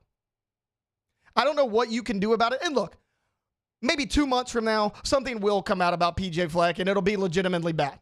But this ain't it. This is not it. He gave us an acronym that we didn't agree with. He made us run at 6 a.m. and wake us up because we were out drinking all night. We had to do 400 yards worth of bear crawls as punishments. It wasn't fun. Yeah, it wasn't fun. It's called a punishment. If it was fun, it wouldn't be a punishment. They're worried about our weight. Yeah, that's their job. It's your job to maintain that weight as a college athlete. You want to get paid for name, image, and likeness? Guess what? You got to grow up a little bit. That's part of being an adult. Welcome to the real world. Sorry for the mini rant. I want to kind of do something right now that I was going to get a break, but I want to kind of be put in a better mood. So what we're going to do, this time of year, it is the off season. It is list season. And most of the list, they're dumb, they're fillers, they are what they are. But the list that comes out every year that I enjoy is the college football all-name team. And the 2020 college football all-name team is officially out. And guys, we got us a whole starting offensive and defensive lineup. There's that many good names this year. Let's dive into it right now. We'll start at the quarterback spot. We got General Booty from the University of Oklahoma. He will be our starting quarterback on the all-name team. At running back, you know him from Kentucky. You know him now because he's playing with Deion Sanders. It's Kavasier Smoke. At wide receiver, we got two, and they are just gems of names. Of course, we have Dakotas Crawford, the Louisiana native that went to Nebraska. He's now at Louisiana Tech. Shocker to me. Dakotas Crawford's a great name, but not to be outdone by his receiver counterpart, Darius Clark from Defiance University, the Division III college. At fullback, right out there in the city of New Orleans, we got Fat Watts. At tight end, probably my favorite name on the entire list, from Florida International University, Rowdy Beers. There is no doubt in my mind that that guy drives a lifted pickup truck. At O-line, we got Parker Titsworth from Ohio. You got Jaden Muskrat from Auburn. Panda Askew from Charlotte. Tiger Shanks from UNLV. And my favorite, from UAB. You just saw him on the field last year when LSU played him. How about Tater Reed? Has there ever been a more appropriate name for a college offensive lineman than Tater Reed? But don't worry, the defensive line is no slouch as well. We're going to go Fish McWilliams, also from UAB. They got some gem of names on that roster, trust me. Next, you got a guy that you saw at SEC Media Days. This is Octavius Oxendine. Finally, a fellow SEC football player who was also at Media Days. Let's try Tonka Hemingway at defensive end. Or three linebackers, you're going to love this one. How about Chief Borders from Nebraska? Memorable Factor from Duke, which really sounds like a racing horse. And a guy that used to play at LSU. He's now a linebacker at UTSA. That would be one Mr. Pig Cage. And we got us a heck of a defensive secondary. My favorite in the group, this is a real name. From North Texas, Mobility. We, of course, have Kool-Aid McKinstry from Alabama. Storm Duck, who just transferred from North Carolina to Louisville.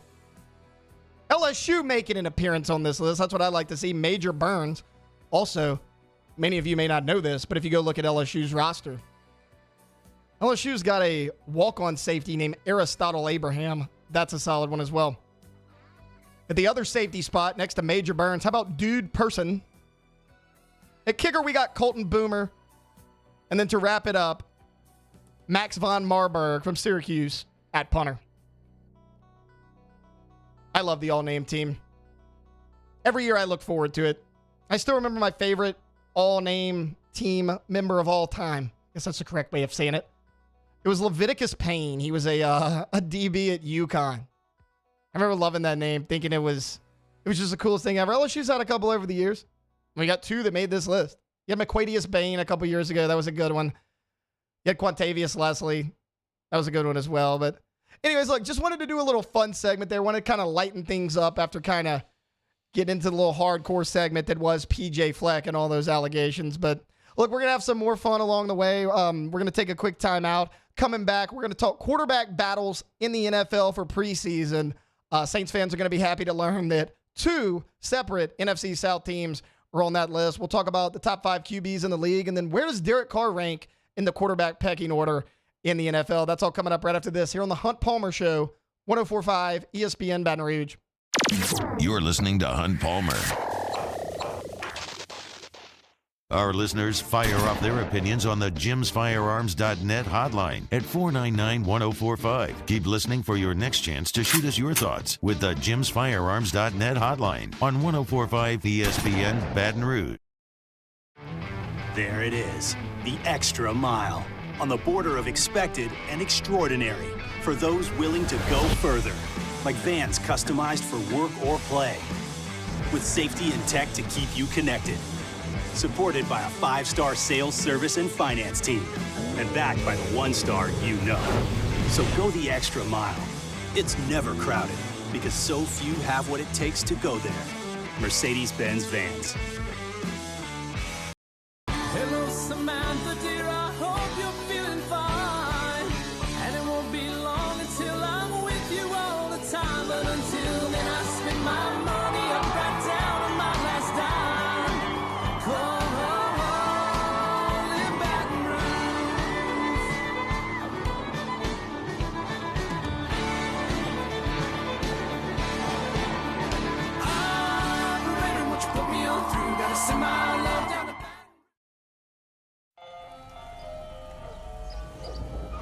Hey there, little buddy.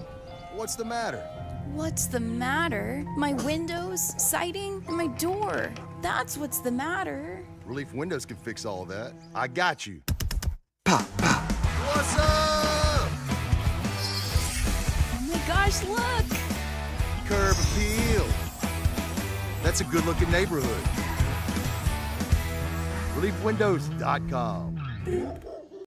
Gulf Coast Office Products is a nationally recognized Savin office equipment dealer based right here in Louisiana. Over 100 employees strong, Gulf Coast has the boots on the ground to support all vertical markets from education, engineering, legal, and finance. With the latest in office technology from desktop to production segment units, Gulf Coast and Savin have the perfect fit for you. Call 225-756-2644. That's 756-2644 for Gulf Coast Office Products.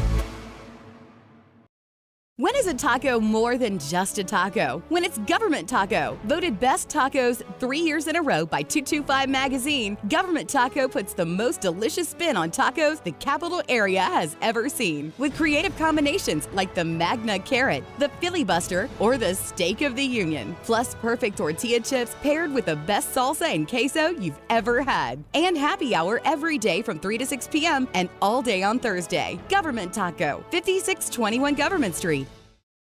Dylan Cruz here to tell you about Six Rings Baseball and Softball Camp. If you live on the North Shore and play ball, go to Six Rings Camps with former LSU assistant coach Dan Canaveri. His knowledge is second to none, and your child will improve and have fun doing it. Camps are held at Coquille Park and Six Rings Academy in Covington with 4 sessions over the summer. Full day and morning only sessions are available from ages 7 to 13. Go to sixringsbaseball.com or call 985-206-9096. Learn the game to love the game.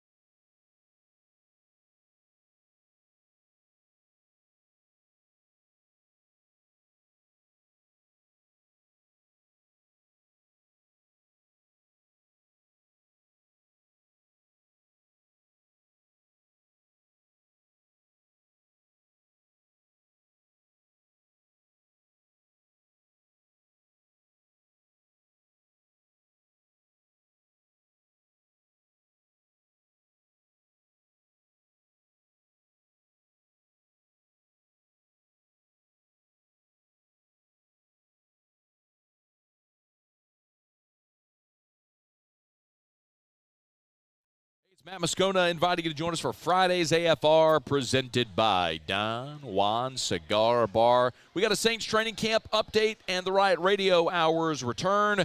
We'll see you Friday, 3 to 6, 104.5 ESPN, Baton Rouge.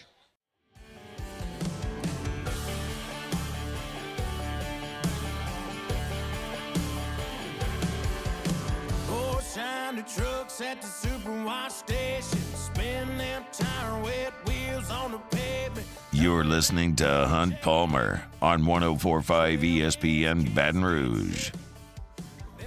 Welcome back to the Hunt Palmer Show here on this Friday afternoon. I don't know who picked that bump music, but they did an incredible job because Luke Combs, that one, a banger. Look, I teased it a little bit going into break. ESPN.com put out a story of the predicting the top 10 quarterback battles in the NFL heading into the 2023 season. 2 NFC South teams were on there in the Falcons and the Tampa Bay Buccaneers. Now, the Falcons is not a true quarterback battle. I mean, everyone pretty much expects that Desmond Ridder is going to be that guy. But you also brought in a Taylor Heineke. Heineke's a guy we've seen in Washington the past few years that if your starter struggles, you can put him in. And I mean, he's not going to light the world on fire, but he can be a pretty reliable player. So while Ridder is going to start, how long of a leash is he going to have? I know they put him in last year as a rookie, and I get it was his first year, but he struggled a little bit. Honestly, I personally was not that impressed with Desmond Ridder. Doesn't inspire a lot of confidence into me. You just invested a lot of money into your first-round pick at running back, so you know you're going to be a run-heavy team, but you got to have some sort of passing game. Drake London's a solid player. I mean, just look at Kyle Pitts' numbers over the past couple years. Is that all his fault? No, I don't think so. I mean, yeah, he's underperformed a little bit, but Pitts is a solid player. His touchdown numbers should be significantly higher than they are. Well, that brings us to the other NFC South team that was on that list. That's the Tampa Bay Buccaneers. That's the quarterback battle between Baker Mayfield and Kyle Trask. Like I said here the other day and said this. I'm probably the biggest Baker Mayfield fan in the entire state of Louisiana. Been a fan of his all the way back to Texas Tech. But let's be honest, he is not a top-flight NFL quarterback. He's shown some flashes and some athletic ability, but he's been wildly inconsistent. What are we going to get from Kyle Trask? He had a really solid senior season at Florida, but he fell off a little bit down the stretch. Has basically zero experience here in the NFL. And let's not forget that whoever wins that job is going to step into a very big pair of shoes trying to fill that role for Tom Brady. No, we saw what Carolina did. They've settled their quarterback battle. I don't know if it's settled, but they've at least named a starter. Bryce Young's going to be the starter week 1.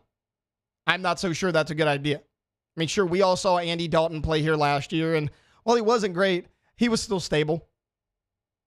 He's definitely the safer option. A lot of rookie quarterbacks are thrown in there before they're ready. I'm not saying Bryce Young's not ready, but he's on the smaller side. How much better is that offensive line going to be from last year? It's supposed to be better, but we don't really know until you get on the field. Is Bryce Young going to be able to stay in there, make those throws, and take those kind of hits and stay healthy? I'll tell you all that to tell you that New Orleans Saints fans should be really excited about where they sit coming into the 2023 season. Been a lot of talk about Derek Carr, and rightfully so. I'm higher on Derek Carr than most. There's folks out there that really like the signing. There's people out there that think, oh, he's another Andy Dalton. But you by far have the best quarterback in the NFC South right now. Bryce Young has talent, but what's he going to do? Is it Baker Mayfield and Kyle Trask taking Derek Carr over them every single time? How about Desmond Ridder? Taylor Heineke? Nope. Carr runs away with that one against them too. You're in a prime position to win this division. It is wide open. A lot of people are saying it's the weakest division in the NFL this year, and it very well might be. You have a solid roster top to bottom. We're going to talk about that roster next with Ross Jackson. But at the most important position on the field, you have a significant advantage over Carolina, Tampa Bay, and Atlanta. I'm not saying Derek Carr's top 5 in the league. I mean, we all know the top 5 quarterbacks, right? I mean, number 1's obviously Patrick Mahomes, multiple-time Super Bowl winner, on pace to break almost every record there is out there, still only 27 years old. 2 is probably Joe Burrow. Now, before the season started last year, I would have put Josh Allen over Joe Burrow, but Burrow's gotten the best of him. Allen's kind of underperformed a little bit in the playoffs. Burrow's a guy that's made the Super Bowl, was one bad call away from probably making it again last year. I know he's older, but Aaron Rodgers is still top 5. Probably put him at 4 or so. He's going to be on a new team, a lot of weapons. A team that actually cares about their offense, unlike they did in Green Bay. And then at 5, who do you put at 5? I really wanted to go Matthew Stafford here. However, he's coming off of a pretty significant injury. There were reports that they thought about actually trying to trade him because he was so banged up and maybe even roll with a Stetson Bennett. Now, that's not going to happen, but, I mean, how truly healthy is Matthew Stafford? So, I mean, I'm putting a guy like Jalen Hurts up there.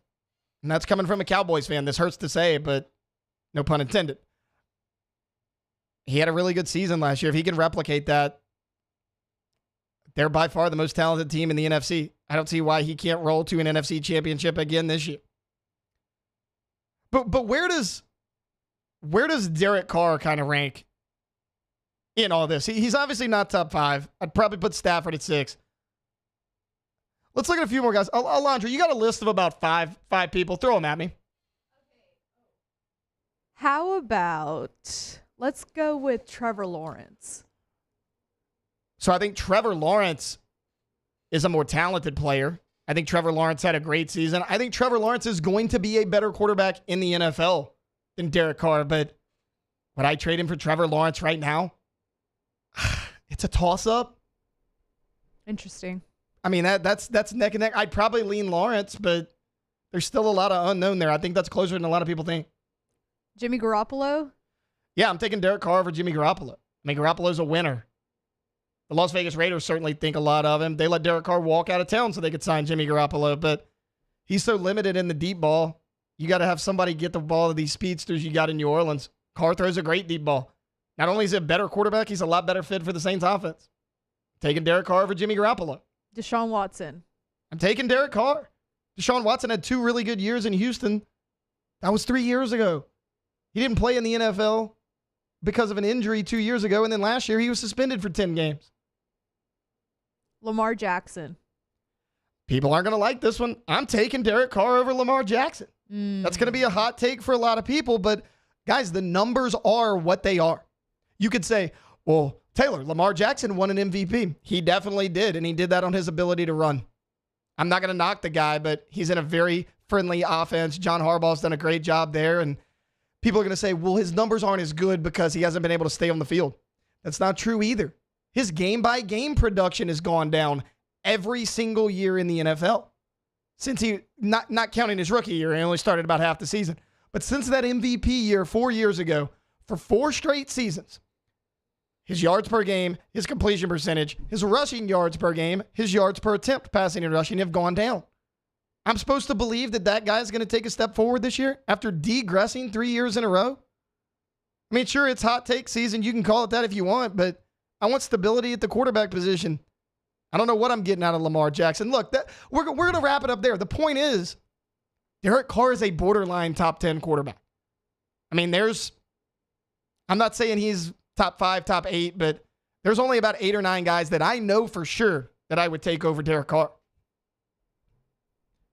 You're also in a weak division. Are the Saints going to win that division? I don't know, but if I had to bet money on it, I would say yes.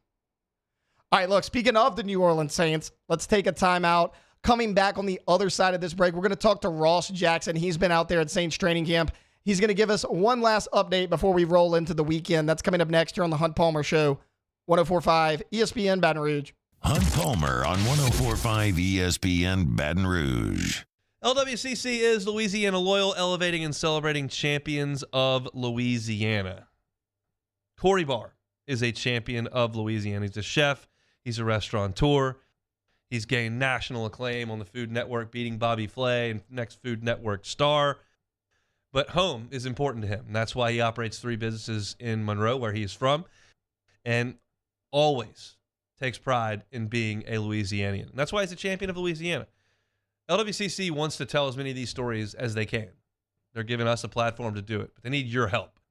So go to lwcc.com/champions and nominate a champion of Louisiana. It could be a person like Chef Corey Barr, could be a nonprofit, could be a business. They're doing great philanthropic work. We want to tell their story.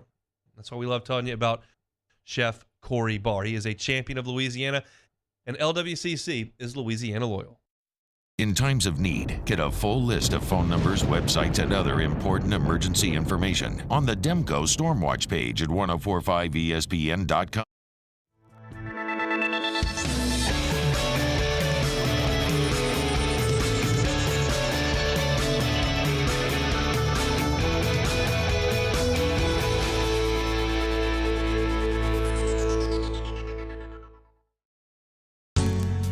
It was a humid day.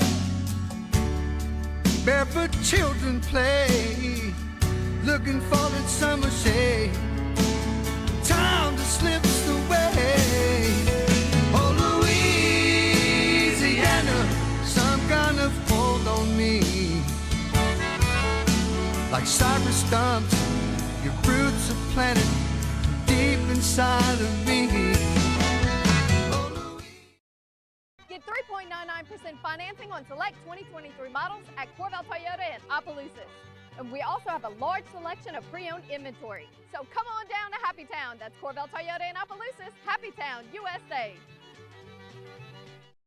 Follow us on Twitter at 1045ESPN to cast your vote in the Citizens Bank and Trust Poll of the Day. Vote daily inside Off the Bench, live at lunch, Hunt Palmer. And after further review, Citizens Bank and Trust brings you the Poll of the Day via Twitter at 1045ESPN. There it is, the extra mile, on the border of expected and extraordinary, for those willing to go further, like vans customized for work or play, with safety and tech to keep you connected. Supported by a 5-star sales, service, and finance team. And backed by the 1-star you know. So go the extra mile. It's never crowded because so few have what it takes to go there. Mercedes-Benz Vans. I've been doing business with Luber for 25 years. They're dependable, trustworthy. It's just the attention to detail with our clients. Our folks have years and years of experience. They're highly trained professionals. But many companies have that asset. What I'd like to think makes Luba a bit different is that we use those talents in a way that truly is dedicated to serving the needs of the folks who depend on us.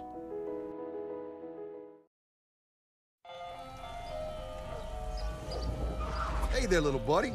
What's the matter? What's the matter? My windows, siding, and my door. That's what's the matter. Relief Windows can fix all that. I got you. Pop, pop. What's up? Oh my gosh, look! Curb appeal. That's a good-looking neighborhood. ReliefWindows.com. Gulf Coast Office Products is a nationally recognized Savin office equipment dealer based right here in Louisiana. Over 100 employees. Charles Anniger, join us for the Monday edition of Live at Lunch. We are at Finbom, Sushi Burrito Poke Ramen, corner of Burbank and Lee. We'll recap the weekend, and we're into week 2 of Saints Camp. Live at Lunch, 11 a.m. weekdays, 104.5 ESPN Baton Rouge.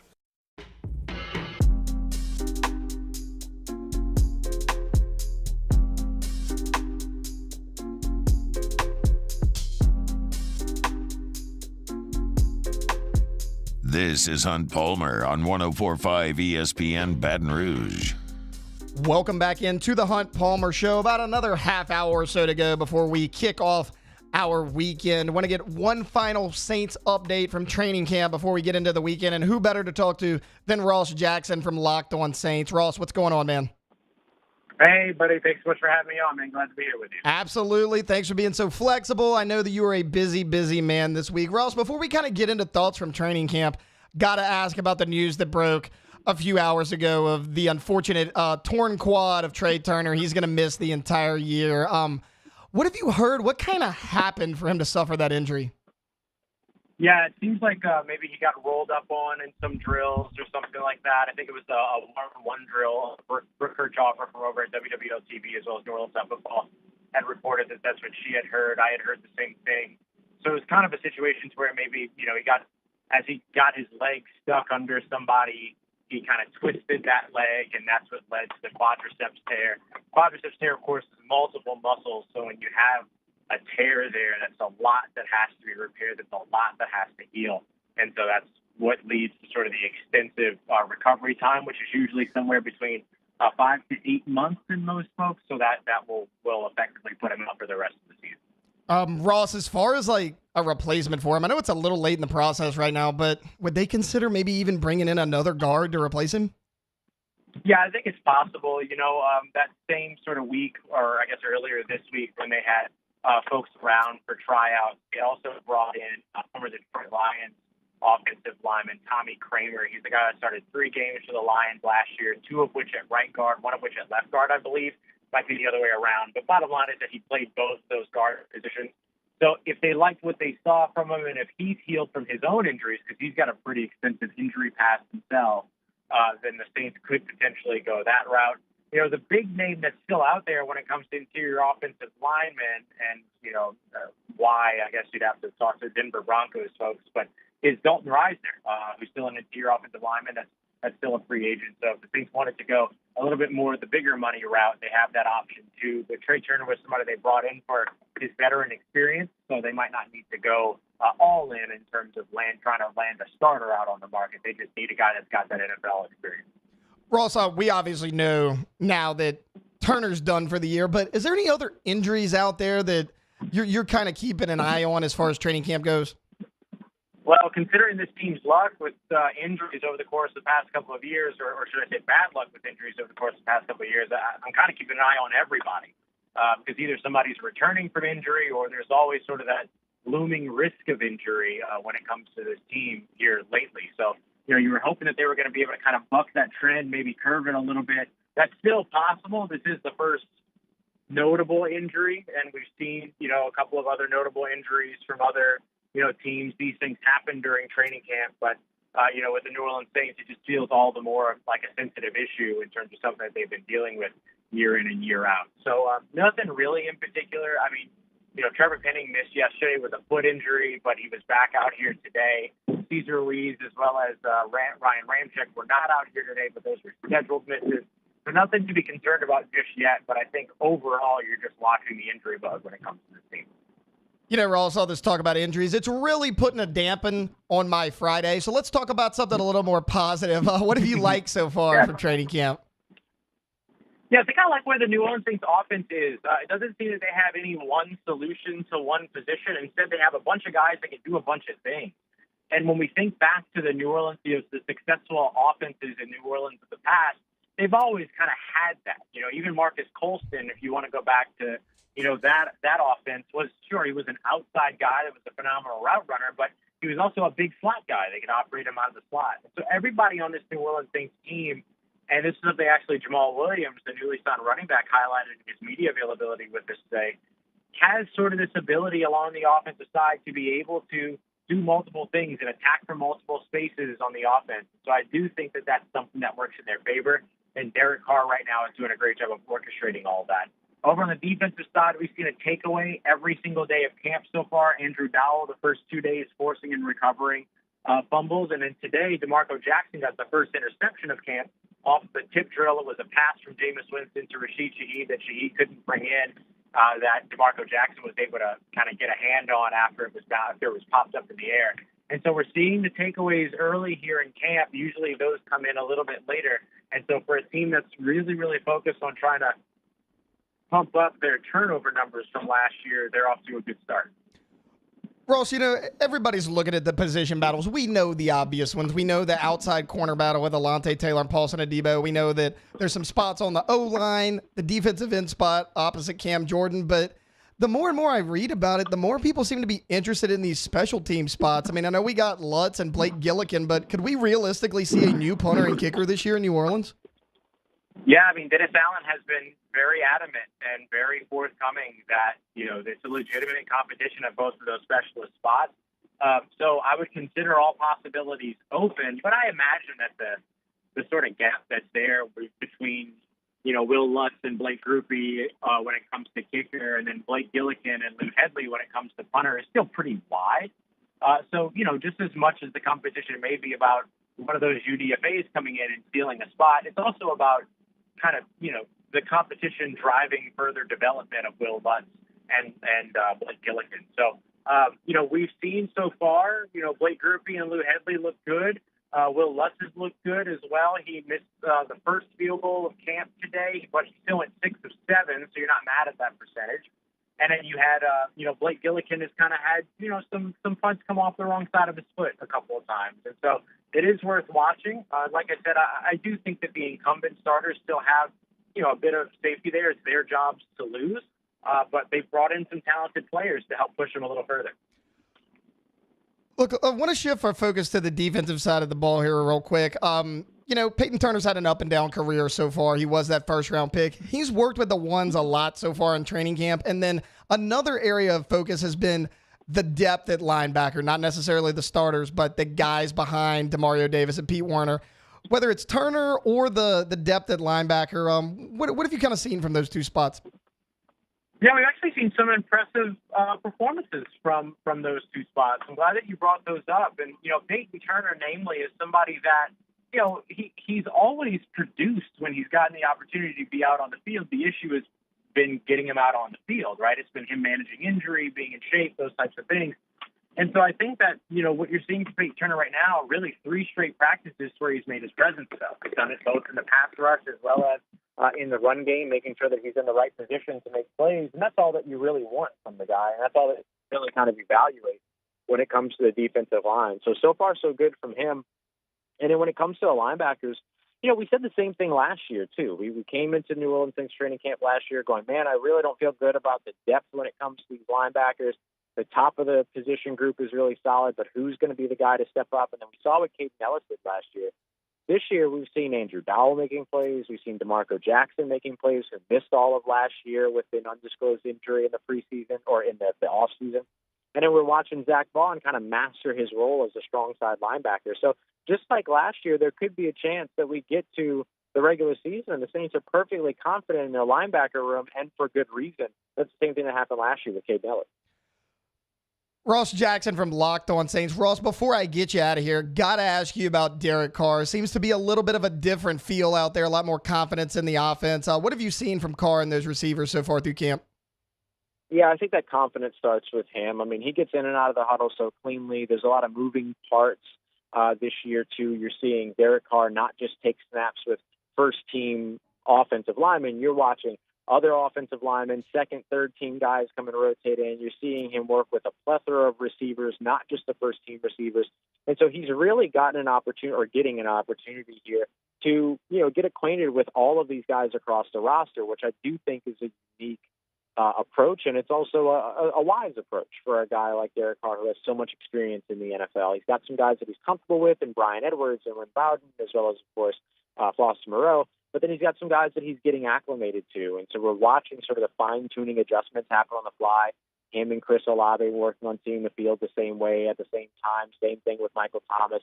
So we're watching those connections build, and we're watching that confidence get there. But a lot of that is led by Derek Carr and his ability to move this offense, steer this offense, and be able to run this scheme. And I think that's one of the bigger reasons why the Saints wanted him in the building for 2023. Ross Jackson, Locked On Saints. Ross, I'll let you get out of here because I know you were super busy, but thanks so much for hopping on for me today, man. Anytime, buddy. Thanks so much for inviting me on, and you take care, stay safe, and I look forward to talking to you here again soon. You too, man. That was Ross Jackson with Locked On Saints. All right, look, we are just about done with our Friday show. We're going to take a quick time out, come back, and wrap it up today like we do every day with a little bit of Take It or Leave It. That's coming up next here on the Hunt Palmer Show, 104.5 ESPN Baton Rouge. You're listening to Hunt Palmer. Our listeners fire off their opinions on the jimsfirearms.net hotline at 499-1045. Keep listening for your next chance to shoot us your thoughts with the jimsfirearms.net hotline on 104.5 ESPN Baton Rouge. Hi, I'm Brandon Landry, founder and CEO of Walker. Hi, my name is Dr. Craig Green. This is Ryan Terrio with HUDCORoofing.com. Hey, it's Matt Moscona. No matter how big your commercial roofing job, HUDCO can help. My patients come to me because they trust that I can get the job done at a high level.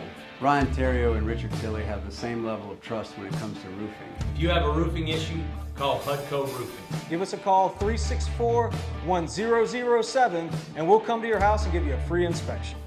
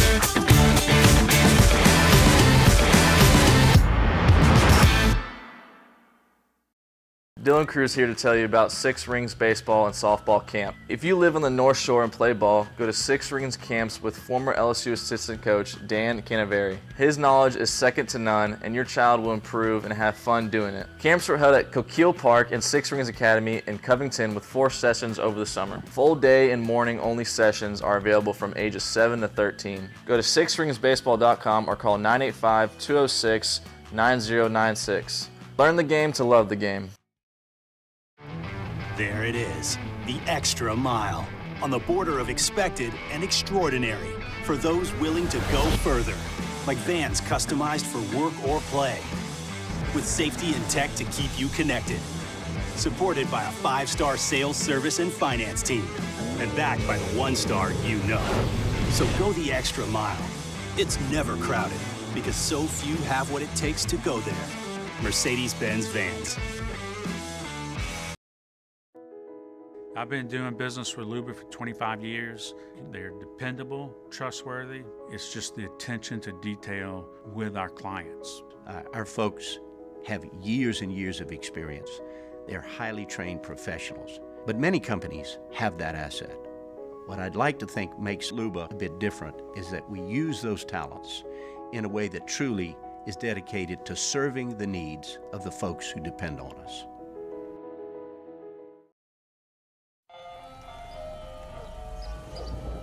Hey there, little buddy. What's the matter? What's the matter? My windows, siding, and my door. That's what's the matter. Relief Windows can fix all that. I got you. Pop, pop. What's up? Oh my gosh, look! Curb appeal. That's a good-looking neighborhood. ReliefWindows.com.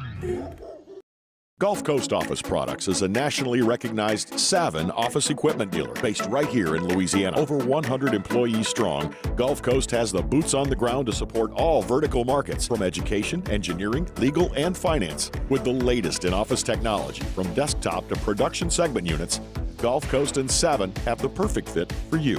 Call 225-756-2644. Matt Moscona inviting you to join us for Friday's AFR presented by Don Juan Cigar Bar. We got a Saints training camp update and the Riot Radio Hours return. We'll see you Friday, 3 to 6, 104.5 ESPN Baton Rouge.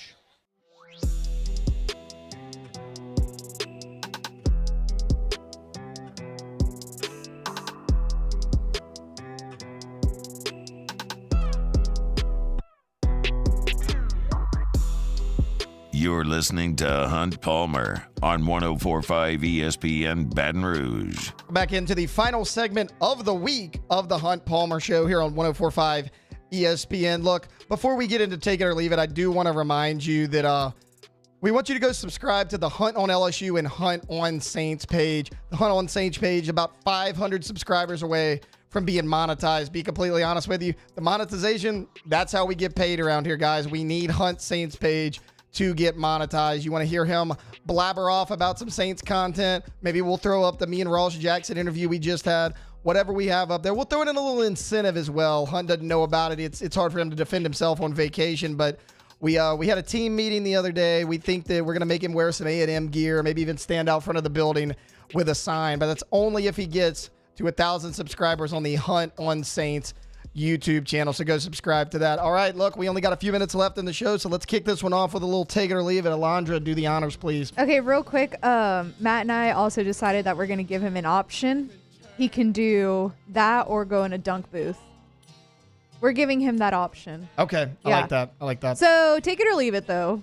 Terrence Crawford and Errol Spence Jr. will box each other this weekend while Dustin Poirier and Justin Gaethje will face off in the octagon. You'll watch these fights. Take it or leave it. If I have time, I mean, I'm going to take it because I would really like to watch these fights. Two just really, really, really good fights this weekend. Looking more forward to Poirier and Gaethje. Always want to support the Louisiana guy. As far as I'll go ahead and even make a little pick. I got Crawford-Poirier duo taking it home in the ring and the octagon. All right, next up. Okay, Dalvin Cook will visit the Jets this weekend. Could sign with New York by next week. Take it or leave it. Take it. Yeah, I think he's going to sign with the Jets. I mean, I talked yesterday about how dried up the running back market is. A lot of big-name free agents out there. If you're a running back at this point, you're going to take whatever deal you can get. We just saw yesterday Aaron Rodgers took a lot less money. Why? They want to free up that cap space to bring in some free agents. Dalvin Cook's a perfect one. I'm going to take it. I think he's a Jet by probably Tuesday or Wednesday. Cowboys quarterback Dak Prescott vows to cut down on interceptions in 2023. I didn't see this, but that's funny. Dak will have the best best season of his career. Take it or leave it. Yeah, I'm leaving it. He can vow that he's going to cut down on interceptions, but my guy led the league in interceptions last year, and as painful as this is for me to talk about, Cowboys roster is probably worse this year than it was last year. It wasn't good enough to make a deep run in the playoffs last year. Why would it be this year? I'm going to go ahead and leave it, but I'm going to be cautiously optimistic and hope for the best. Not going to cry until December. Can we just leave the Cowboys, period? No, we cannot. I would love to just leave the Cowboys. Ex-Tennessee head coach Jeremy Pruitt is returning to his alma mater in Alabama and coaching junior high basketball. Take it or leave it. I'm going to take it. I mean, shout out to him, going back to his roots. A little odd to me. I mean, I know he had a little scandal that ran him out of Tennessee as far as recruiting violations go, but he wasn't a very good head coach in Power 5, but he still has that experience. He's still a really good defensive coordinator for a number of years in big-time college football. I mean, you would think my guy could get a varsity football job. He's going to go coach junior high basketball. Does he even know basketball? I don't know. Good luck to that team. But, look, shout out to Pruitt going back to his alma mater, molding young minds, if you will. All right, that's going to do it for Take It or Leave It, and that's going to do it for this week's edition of the Hunt Palmer Show. Want to thank Hunt for giving me the opportunity to fill in while he's out there drinking some buds, throwing back some beers, catching some rays, whatever you will. I've thoroughly enjoyed filling in for him. Hopefully I'll get to do it again soon. It was a lot of work. I am very tired, but I appreciated it nonetheless. Also, shout out to Casey and Alondra for holding it down back there on the audio and video boards, respectively. Want to give a little bit of a recap. We talked basically nothing but LSU all first hour. Then the second hour, I talked a little PJ Fleck, kind of got a little unhinged at times, but look, it's Friday. It happens. We're all in a good mood. Then we were joined by Ross Jackson. He gave us one more update for the week out there at Saints training camp. Unfortunate injury to Trey Turner. He will miss the entire season with a torn quad, but overall, Ross said he really likes what he saw from the black and gold. That's going to do it. Be sure to tune in on Monday, same time, same place, 1 to 3 p.m. here on 104.5 ESPN Baton Rouge.